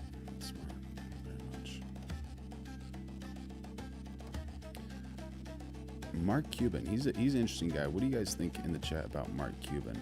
But he's got some really cool ideas. Question. I'm going to go for the close. If I offer you $90,000 for 40% of your company, right now, will you say yes? What are you guys going to say? Yes, no? $90,000 for how much? 40%? Right now, will you say yes? Right now, will you say yes? Is that the $1,000 for 40% of your company? Right now, will you say yes? Is that the only offer on the table? That's not what I asked. That's what 90,000 for 40%. It's a big percentage, man. he's asking you for. Why wouldn't he do the deal? Barbara, I'd like to hear what you have to say. I think you should stick with what you're doing. It's too much too fast. I'm out. Thank you. Mr. Cuban, what do we need to do right now to ink a deal? I want it to sink in on you very, very hard. You had a chance to close, didn't you? And instead, you diverted all your attention. You about taught all of America one of the biggest mistakes salespeople make. When they have a deal in front of them, you should just shut up and take the deal. What do you guys do? Are you guys gonna shut up and take the deal, or are you gonna? What are you guys gonna do? Let me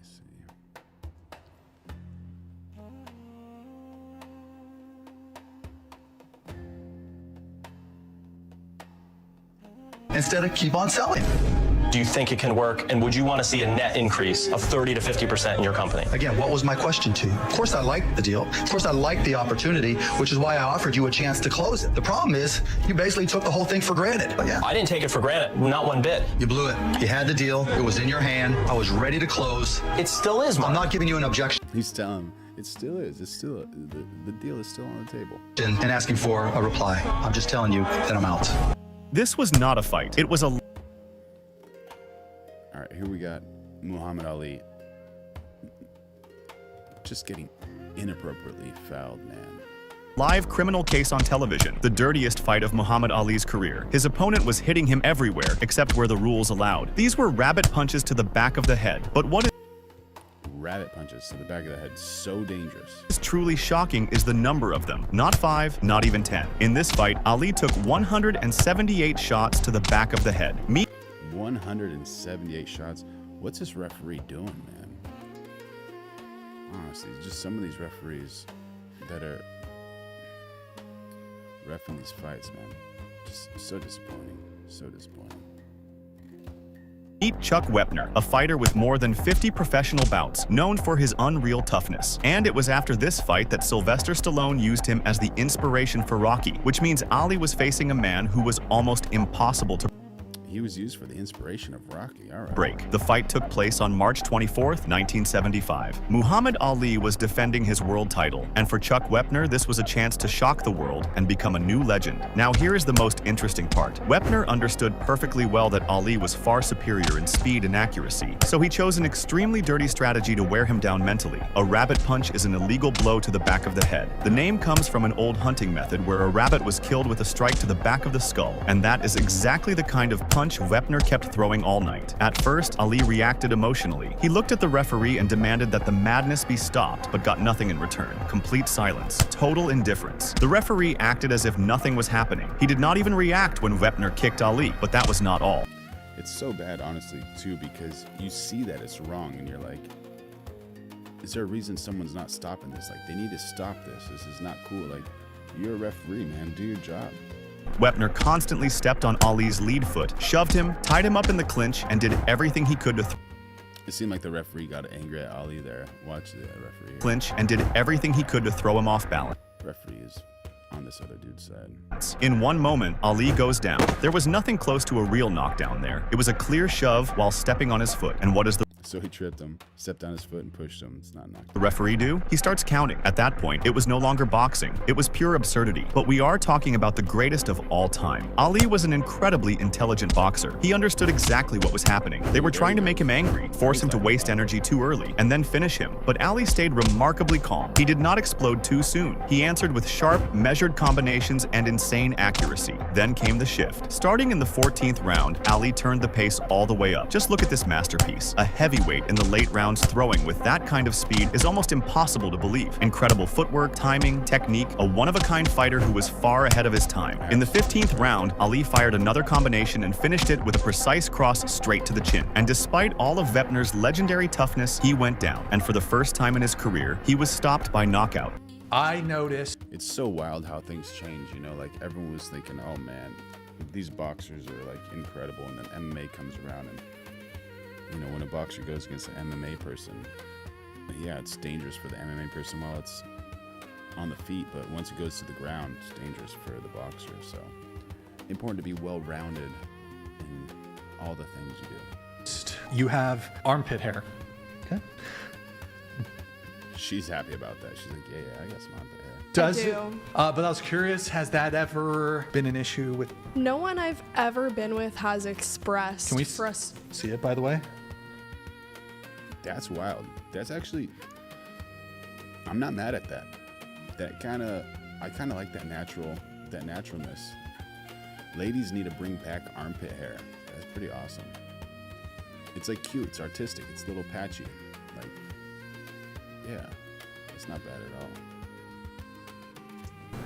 Wow. No one I've been She's like, yeah, all right. That's cool.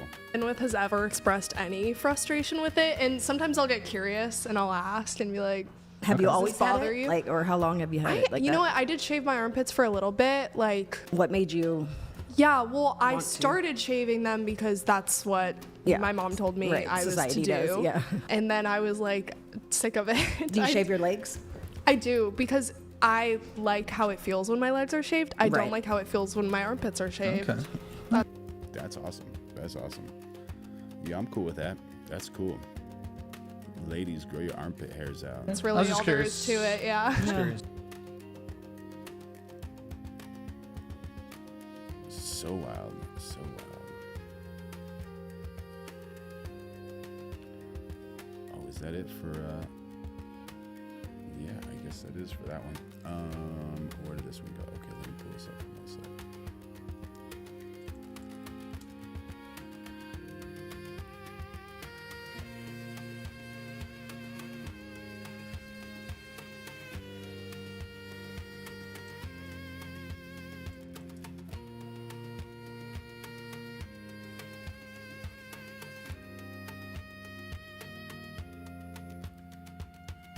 Just got to show you how stupid some people are. This is like incredible. World's dumbest criminal. Throwing a gun off of a bridge. That's the crime scene tape they put up. So she throws a gun off the bridge, but Looking. records it. It's probably gonna be a little bit further out than where we're at right Nah, now. literally probably right here, bro. Yo, look at this. We got a gun. Oh no, we lost half of it. Just the wrong gun. You got it? Oh no, it's a hammer. I bet you that was the perfect weight. Oh, though. dude, it felt just like it. It's because like it lifted up like just like how a gun would. I got something that feels like it's about the right weight. It's about the right spot. Oh, is that it? Oh, wait. No, that's the nail That's it. gun. Oh, it's a nail gun. Dang it, man. Oh my gosh.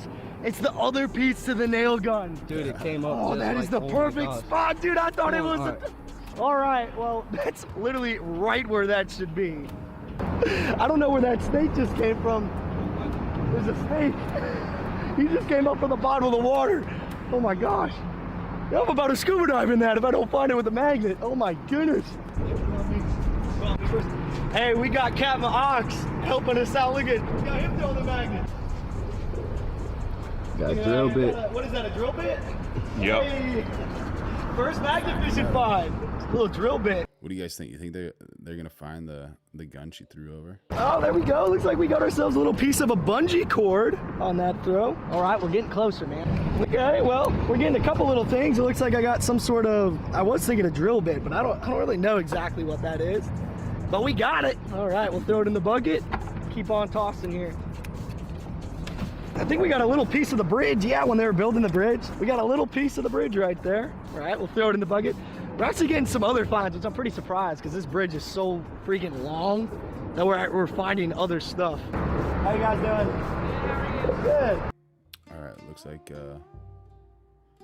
water police.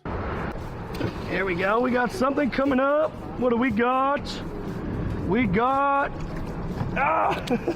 not it. It's some big old piece of metal right there. All right, we'll take it. Not the gun. All right, here we go. We got ourselves a little big old like can top right there. Getting a little something. We're about, which way do you think I should throw Gavin? Because we're about right in line. Just throw towards that Just tree. throw straight at that tree, bro. Like that. Yeah. He sounds kind of angry, dude. He's like, just throw it straight at that tree, bro. The guy killed in Texas and they threw his body off this bridge. Off this bridge? Yeah. Holy shit. That is wild. Man. Yeah, he was visiting a prostitute. And I got it. Oh, he got it! Oh! Hold on. Oh! Put it in the water, please. Put it in the water, please. Oh my gosh. Hey! Yeah, because you never know, man. That gun could have some bullets in there, you know, touching the wrong spot. Don't want your fingerprints on it. Oh, oh my god. Hold it. Oh my goodness. Dude, Ox, let's go, Ox. All right, yeah, we got it. I think that was his first time magnet fishing, too. There we go. There it is. Look at that. Oh my goodness. Seen it. I'm going to go to the top of a bridge and I'm going to throw a gun off to get rid of evidence, but I'm going to record myself throwing it off the bridge. Yeah, he's like, I gotta make fun of her. She's an idiot. That's funny.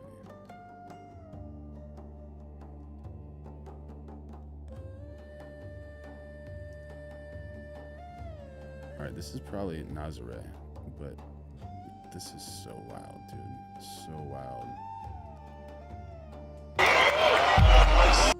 Every surfer's nightmare. So he tries to slice through that green door, that back door, and try to get away from this wave. And what you want to do is kind of just like, usually on smaller waves, you know, like 4 foot, 5, 6, 7 foot waves, whatever, 8 foot, you can sometimes, depending on like the size of the wave, obviously not like Chopu or whatever, but like a decent wave, you can kind of get out the back door just by like diving in and like going against the wave. But here, with how big this wave is, there's absolutely no way. You see him at the top of this wave right here, this little yellow circle. And this is the worst feeling in the world, when you're trying to get out and you're going over the falls and you just, right around here, you want to take the biggest amount of air because you don't know how long that hold down is going to be. Oh my gosh. So he's just like swimming. He's like, no, bro, he's not giving up because he's like, this is too wild. And he's going down the falls. Meu Deus do céu.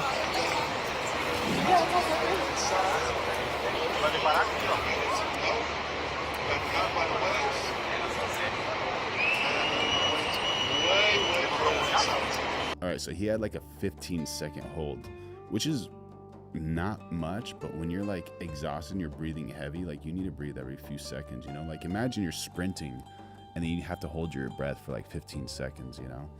It doesn't seem like a long time, but it's a long time. But he's back. He can you know, breathe the air again.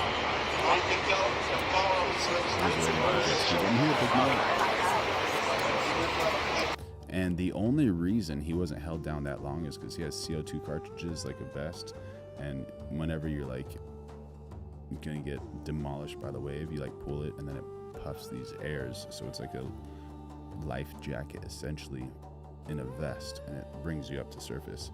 Because whenever you're down in that water, it's moving you around left, right, up and down. It's like a washing machine. You don't know which way's up, which way's down, and so that actually like pulls you up. And that jet ski's like, no, I'm not gonna pick you up, dude. That whitewash is too heavy. This is probably the audio from like a GoPro that he has attached to him.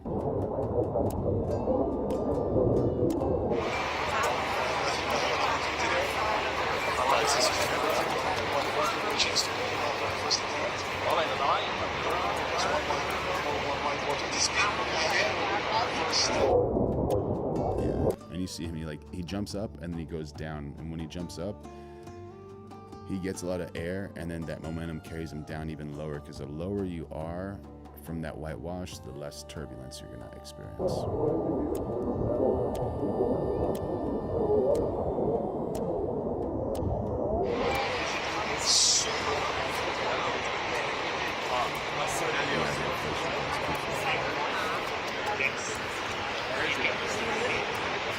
Oh, I see. Oh, further to the left.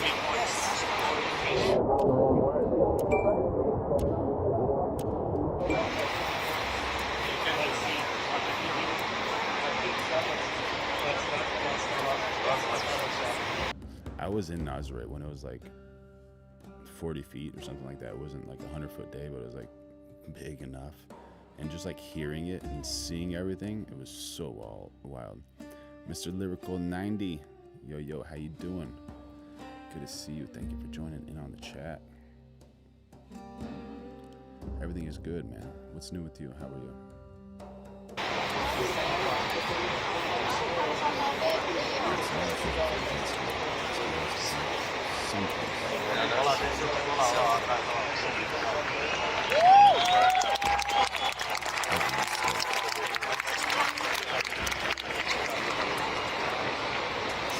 Such a dangerous sport, this big wave surfing, those people are there just so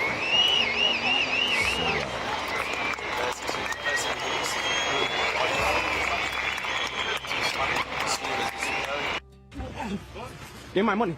Get my money. Hey, get my money, motherfucker. Hey, yo, bro. This shit's fake, man.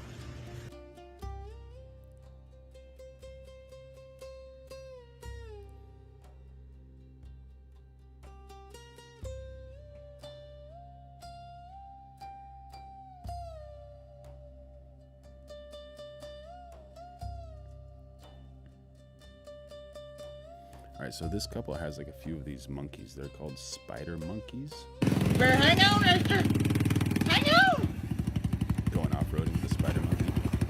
Look at its tail. Its tail like grabs all the shit. It's like a fit.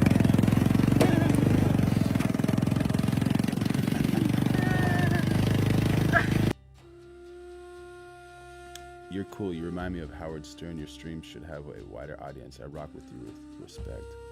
Thank you, Mr. El Riaco 90. Thank you for joining in on the chat, man. Awesome, buddy.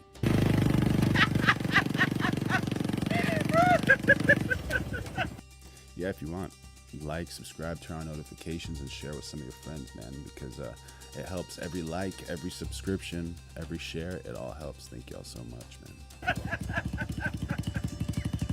Keep going, kid. It's like leaning on top of the little mini Jeep, you know? It's like surfing air. He's got another monkey on his back.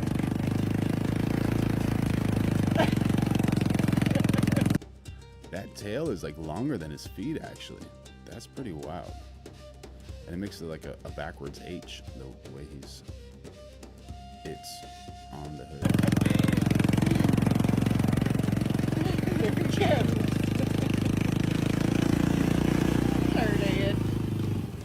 He says, I wanted to go again. Come back on, man.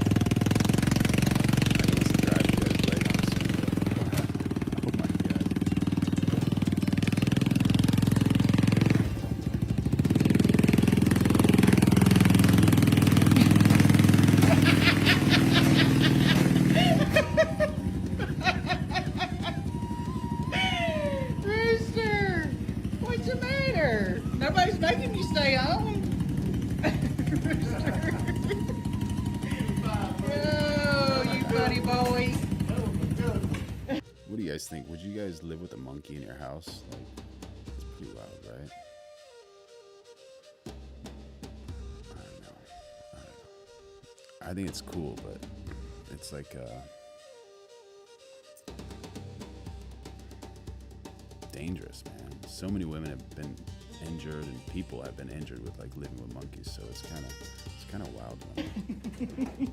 You silly boy.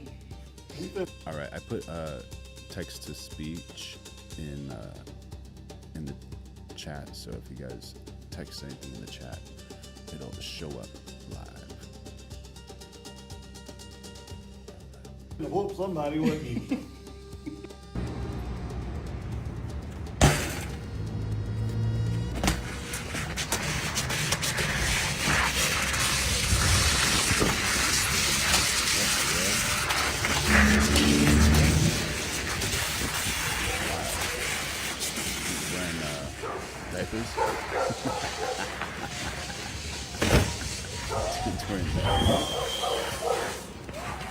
Oh my gosh, dude, it is! Oh my gosh!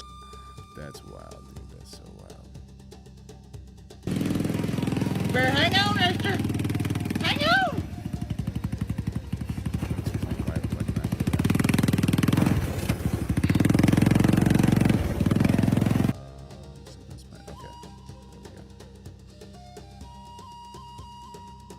Rules that you need to follow while flying. These flights are against the law and got me in trouble, so today I'm going to explain all of the rules that you need to follow while flying. Most people don't realize that flying car laws already exist and the consequences are huge if you don't follow them. From dodging power lines and red lights to flying in big cities for I'd worry the monkey would slap fire out of me in the morning, wake me up, laugh aloud. For the Spider-Man movie, I learned all of this the hard way and almost lost everything. Today I break down exactly what happened and explain 7 simple rules to keep you out of trouble. Then we test these rules and set up a flight in one of the hardest places to fly. If anything else goes wrong, they can shut us down for good. This is the first video of me flying that ever hit the internet, and it broke it. Within 3 days, the government tracked me down and said, "You violated federal regulations." I had secretly been developing the sky. One thing that makes me think about this is, like, you know, you have the flying drones and people can stand on the drones and fly around. And rules and regulations are, you know, like happening because, you know, there's peace in this country. But imagine trying to like create rules and regulations in like Ukraine or one of those places. Like, no, dude, there's no rules or regulations. People are just trying to survive, man. I surf for aircraft for 10 years, but I didn't realize that the air belongs to the government in the United States, and if you're flying, that means you're on their property. So no matter where you are, you have to do whatever they say. That's because I designed the Sky Surfer aircraft into the ultralight vehicle category, which they already have laws for. I've been stopping at red lights my whole life, but now it's literally against the law. When I did that, I technically landed an aircraft on the road, which is only allowed for emergency situations.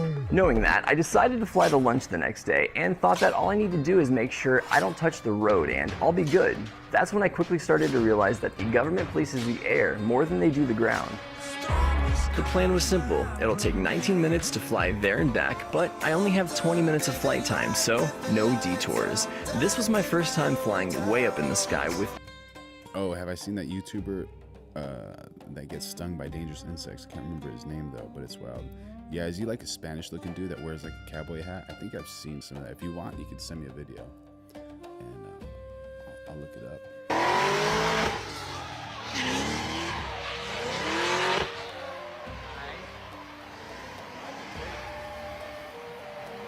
Total freedom. No roads, no red lights, just open air. It felt incredible. Until I got another phone call. After that, they tracked me down and said, "Your aircraft does not have a way to land in an emergency, and for that reason, you are never allowed to fly over power lines." Now, in an emergency, I don't just fall out of the sky.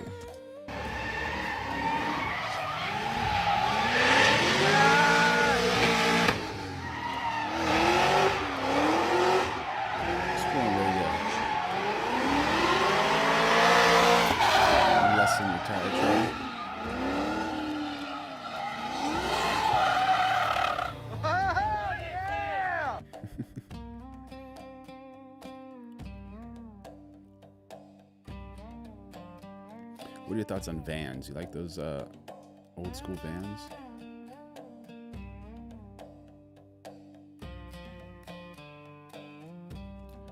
Oh, that's wild. I'm getting some of the chats here, but they're not all being collected. I want to make sure. Let me try to, if I put a two,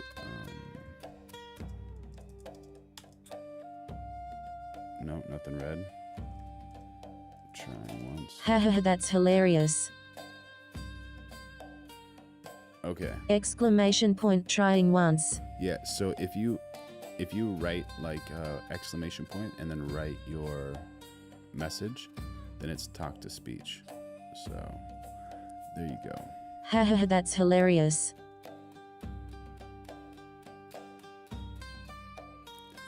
This dude, or text to speech, what do you mean talk to speech? Extremely old, supercharged wheelie van. Oh, what's my exclamation point, trying once. I have no idea why it's repeating that, but Oh, jeez. Oh, wow. Oh, dude, what the hell are you doing up there?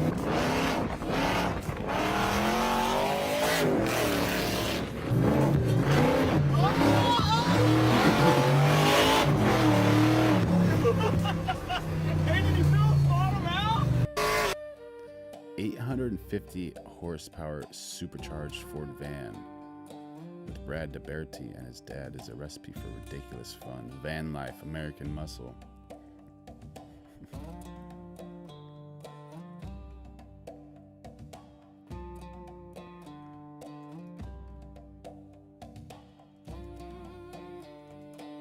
All right, here are these. First of all, they're getting. So they have these monkeys in the cage, I guess, during the night, and then they let them out to, roam around. Out to come play in the trees. Next off, they're getting a peanut butter jelly sandwich. Y'all doing good today. And then the next video will be us showing y'all how, for those that haven't seen, us showing you how we get them back up once we're ready to go back in. Here, Bunny. Here, Bunny. Bunny. Bunny, I got yours. Here.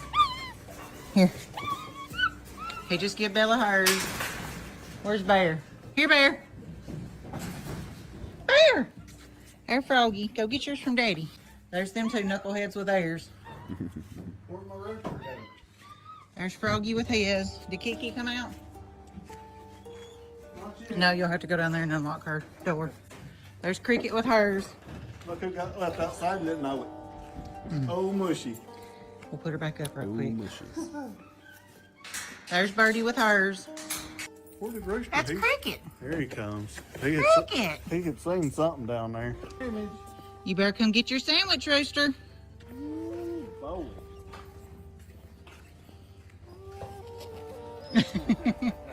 There you go, buddy. Run and hide with it. Nobody's gonna take it.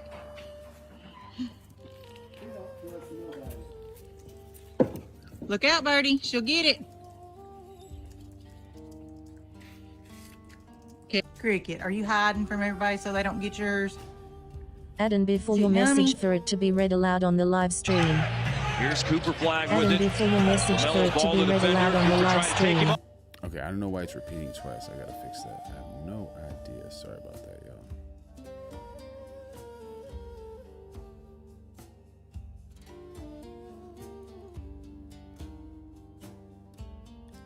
Anyone trying to learn how to do a handstand push-up? This is the correct technique. Or a good technique, rather. How to handstand push-up as a beginner? This is exactly how I do it. I would not start with handstands. I start with press-based drills because pressing teaches you how to manage your body, not just balance it. I'd begin with crow pose because it's one of the best ways to learn how to rebalance from the fingers without fear. At the same time, I would work towards headstand because it teaches hip awareness and how to move your center of mass with control. Once those felt comfortable, I would add in forearm stands. This teaches you how to rebalance from the shoulders, which becomes essential to both handstands and handstand push-ups. From there, I would split my handstand push-up specific training into two parts, the top and the bottom. For the top portion, I would use planche leans. They teach you how to lean forward and control shoulder position, similar to what you feel in the forearm stand. Over time, I would start bending my elbows slightly and popping right back up, gradually increasing depth as strength and control improves.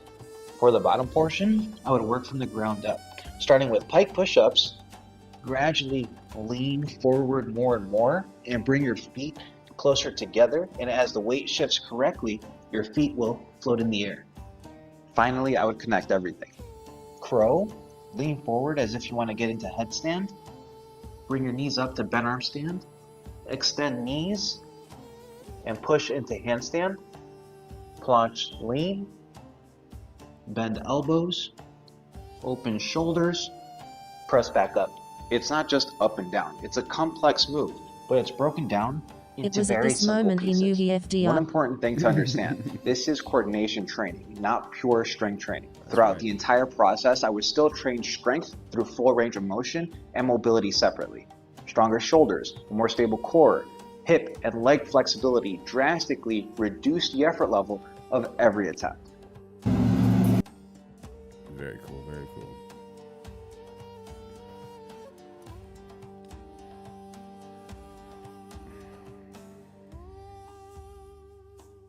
Remember this?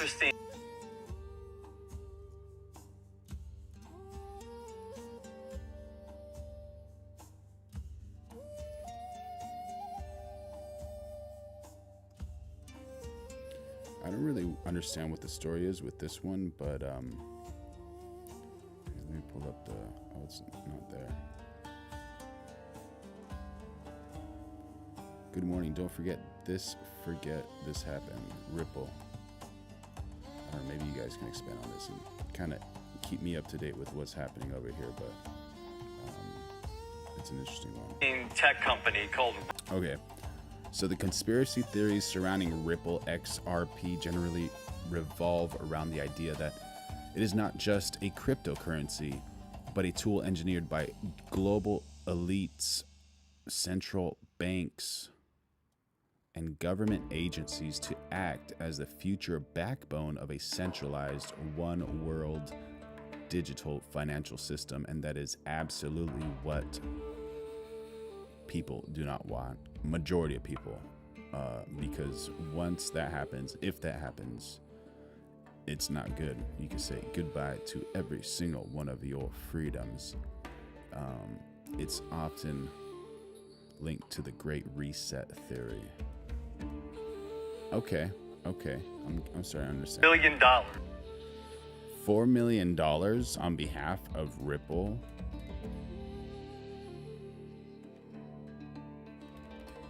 Dude, there's got to be some type of something happening behind the scenes with this gift.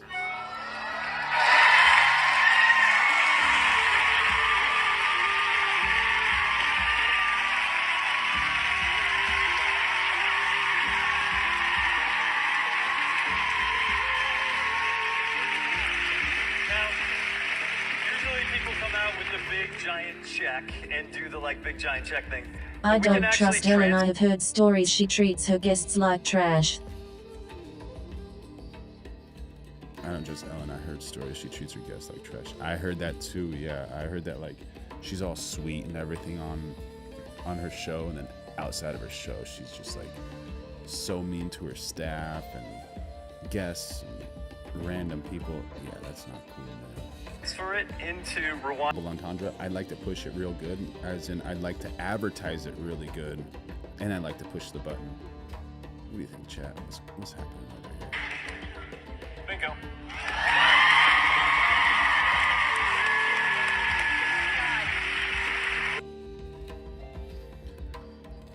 All right.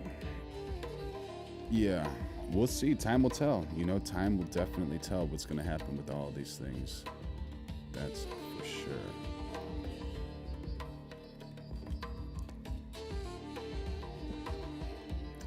Yeah.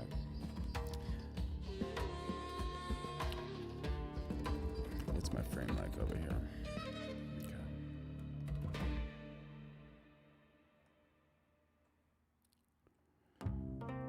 What are you guys' thoughts on Piers Morgan? Honestly, he's for me, he's one of those guys that's kind of a rage baiter himself, kind of annoying, kind of rude. But here it says, Piers Morgan rage quits after being asked about connection to E Island Man and his wife. I don't agree with you going to E Island and having freak off with G Maxwell. All right. Let's see what's happening over here, man. Let's see. But I'm curious why you don't think disowning a child for being gay is homophobic. What I do with my children is up to me. What I do with my children is up to me. Of course. Okay? Of course. I don't agree with you going to Epstein's Island and having freak-offs with Ghislaine Maxwell and the rest of them. But I don't need to bring it up because this is about misogyny just to be clear, and everything like this. Harrison, okay? Harrison, okay, I don't agree with that, just sir. To be clear, just to be clear. Freak-offs on the island. Yes, nor do I. And as is a Are you sure? fact, Are you sure? Do you want to keep doing this? You'll make yourself look very stupid. Are you sure, Piers? That I've never been to Jeffrey Epstein's island. I'm 100% positive. I never met the man. Never went to his island. I met Ghislaine Maxwell for 5 minutes at a book launch. If you've got any supplementary mentioned a lot of times. No mentioned problem. a lot of times in there, sir. I have no problem. You're not. I don't think. If I say this very respectfully, I don't think you're very well informed about things like that, or you wouldn't go there because it's. Why are you in the files? Why don't you check the 27 references to me in the files? Why are you in the files, sir? Very close to these types of people. Go and check. And all your files. Oh my God. Watch this. Yes, Piers Morgan. He is a div, but the TikToker is a douche. Yeah. What do you mean by Piers Morgan is a div? Oh, maybe that V needs to be turned around, or a diva. I don't know. Yeah, I don't know this TikToker, so yeah, I think you're hitting it right on the dot over here, though. Followers, you can. The great thing about the Epstein files. I'm just curious why I'm getting like double with the sounds.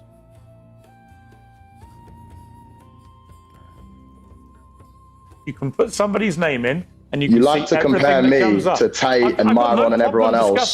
So Harrison, because my name is close to them in the manosphere. But if I compare you to Epstein and Maxwell, you have a clear problem with it. No problem.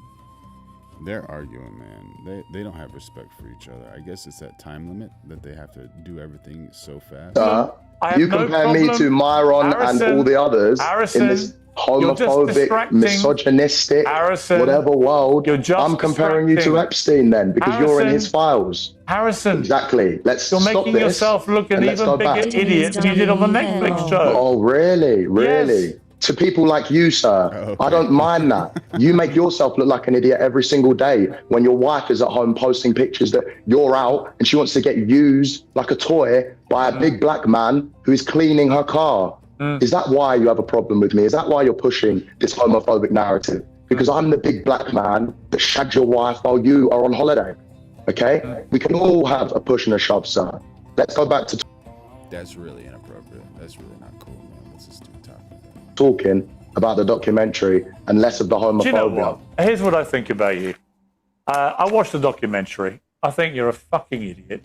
I think you're a sexist, misogynist, homophobic twerp who got exposed in a global way by Netflix, by Louis Theroux, for what you are. You're a little half-wit, and you'll make your little followers don't get rattled. A little laugh don't get and everything rattled. else. But I don't see any Don't point get rattled. wasting. There's no point me wasting my time talking to you. Is there? What's the point? Exactly. No. Do you know what? Let's chill it down then, because what I just said. There's 50 more things that we can have a stupid back and forth and try and one up each other. I don't just care talk about to your me silly normally. insults. Talk to me normally. Talk to me normally. I don't care about your silly insults. But what do you mean you don't care? What do you mean you don't care? What I said is facts. I have a picture of it. I can flip it around and show you right now. I couldn't care less about your silly little insults. It's like a 2-year-old. Why would I care? A 2-year-old? A 2-year-old? Listen, sir, I don't know why you come on and you talk like you're holier than thou. As soon as you're away, all right, who's this? Applications are open. All right, let's just... What in the world? What's going on over here? What does this dude have? Applications are open?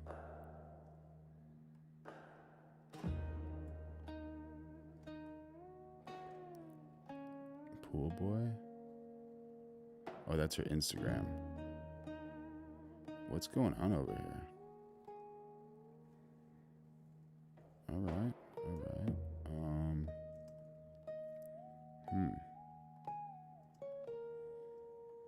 You know, it's something's about to happen when the dude pulls out his phone and he starts showing pictures.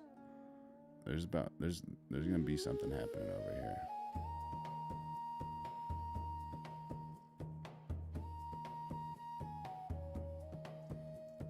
So div means dummy in UK. Do you say it div or how do you say it? That's your ting, bro. That's your girl. Let's end this, please. Cooked. Wait, what did Piers say? Bro, that's your girl. Let's end this, please. Let's end this. Please. Cooked. You know what? I'm not doing this. Sorry, guys. It's pointless.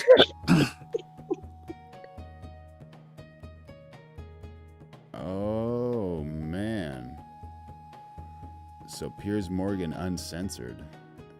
Man, oh man. All right.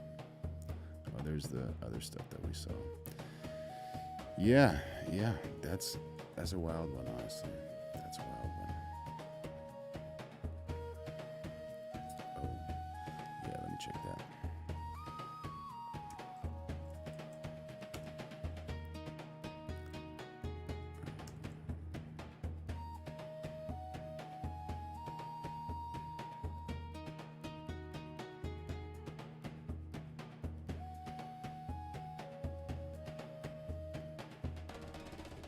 started.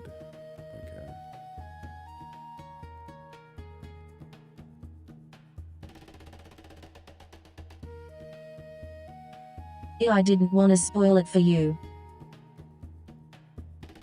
Yeah, you didn't spoil it at all. Not at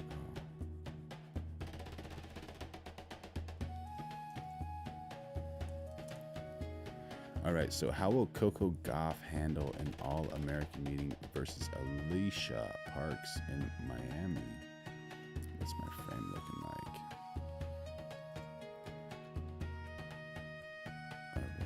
All right. Before each day's play at Miami Open, we'll preview 3 must-stream watches on the Tennis Channel. It's hard to believe that Parks is 25 and Gauff 22, isn't it? All right. She has a lot going on for her. She's 6'1" and can belt the ball with anyone. She has a title to her name and has been ranked as high as number 40, but she can also go through rough patches. She's ranked 105 right now and had a 23-32 record in 2025.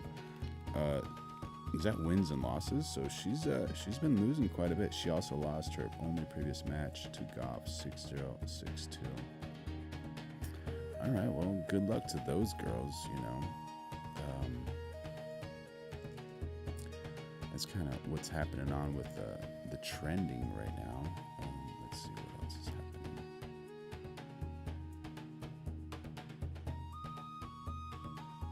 Do y'all like basketball?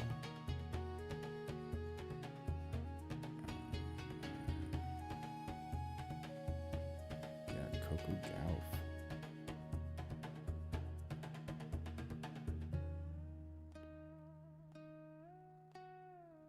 Sao Paulo versus Palmeiras. That's happening.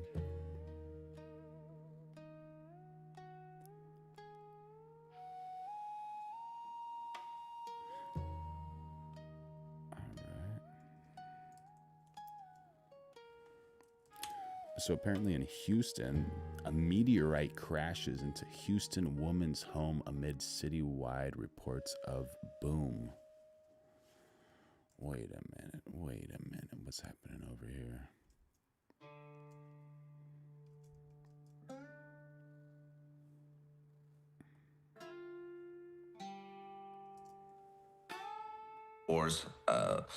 Appointed by Bush just a week before 9/11.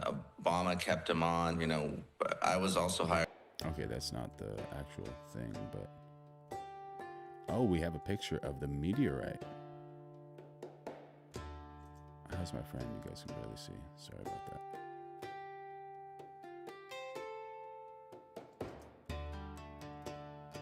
So here's a little baggie. Oh, did some damage. Is that coming through the roof? You got some snow in Houston? Or is that insulation? Looks like insulation, maybe. I'm out, it's 1 a.m. here, peace, hand sign. All right. Thank you for being here, Mr. Lyrical 90. Take care, brother. Until next time. Suspected meteorite crashes into Houston woman's home amid citywide reports of boom. What they're saying, social media was buzzing with questions about a noise sounding like thunder or an explosion shortly after 5 p.m. Saturday. They responded to reports of a possible explosion, but they did not find proof that one happened. Some speculated whether the noise came from a meteor or a sonic boom. All right, not bad at all.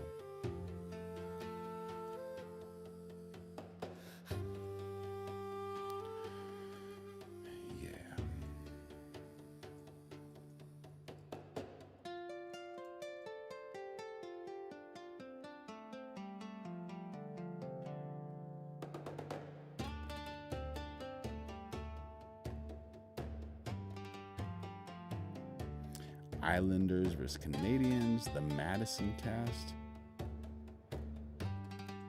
All right, let's see what's happening here.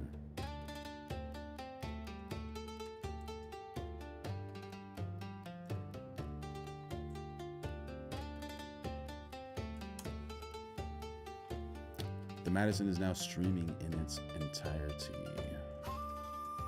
Show me the frame, show me the frame.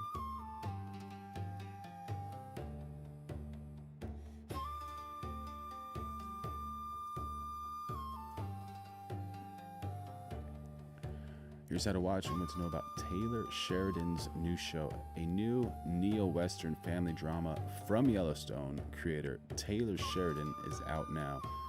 Have you guys seen Yellowstone? I haven't seen it, but I heard so many good things about it. A really cool story behind it, too. A new drama series from Taylor Sheridan premiered last weekend, and while it's set near the famed Dutton Ranch, it has nothing to do with the family. From Sheridan's hit series Yellowstone, The Madison follows a family dealing with grief and a move from New York City to Montana. Michelle Pfeiffer and Kurt Russell star in the 6-episode series along with Will Arnett. The Madison is now streaming in its entirety exclusively on Paramount Plus. Here's what else you need to know about Taylor Sheridan's new show. That's what do you guys think? Do you guys like these shows, or does anyone even watch shows anymore? Tim McGraw. What's happening with Tim McGraw? All right.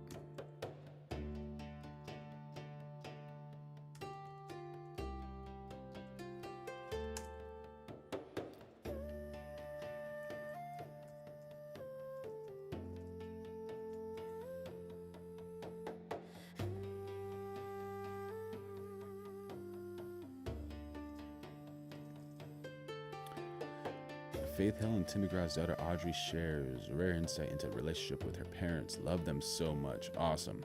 Good for her.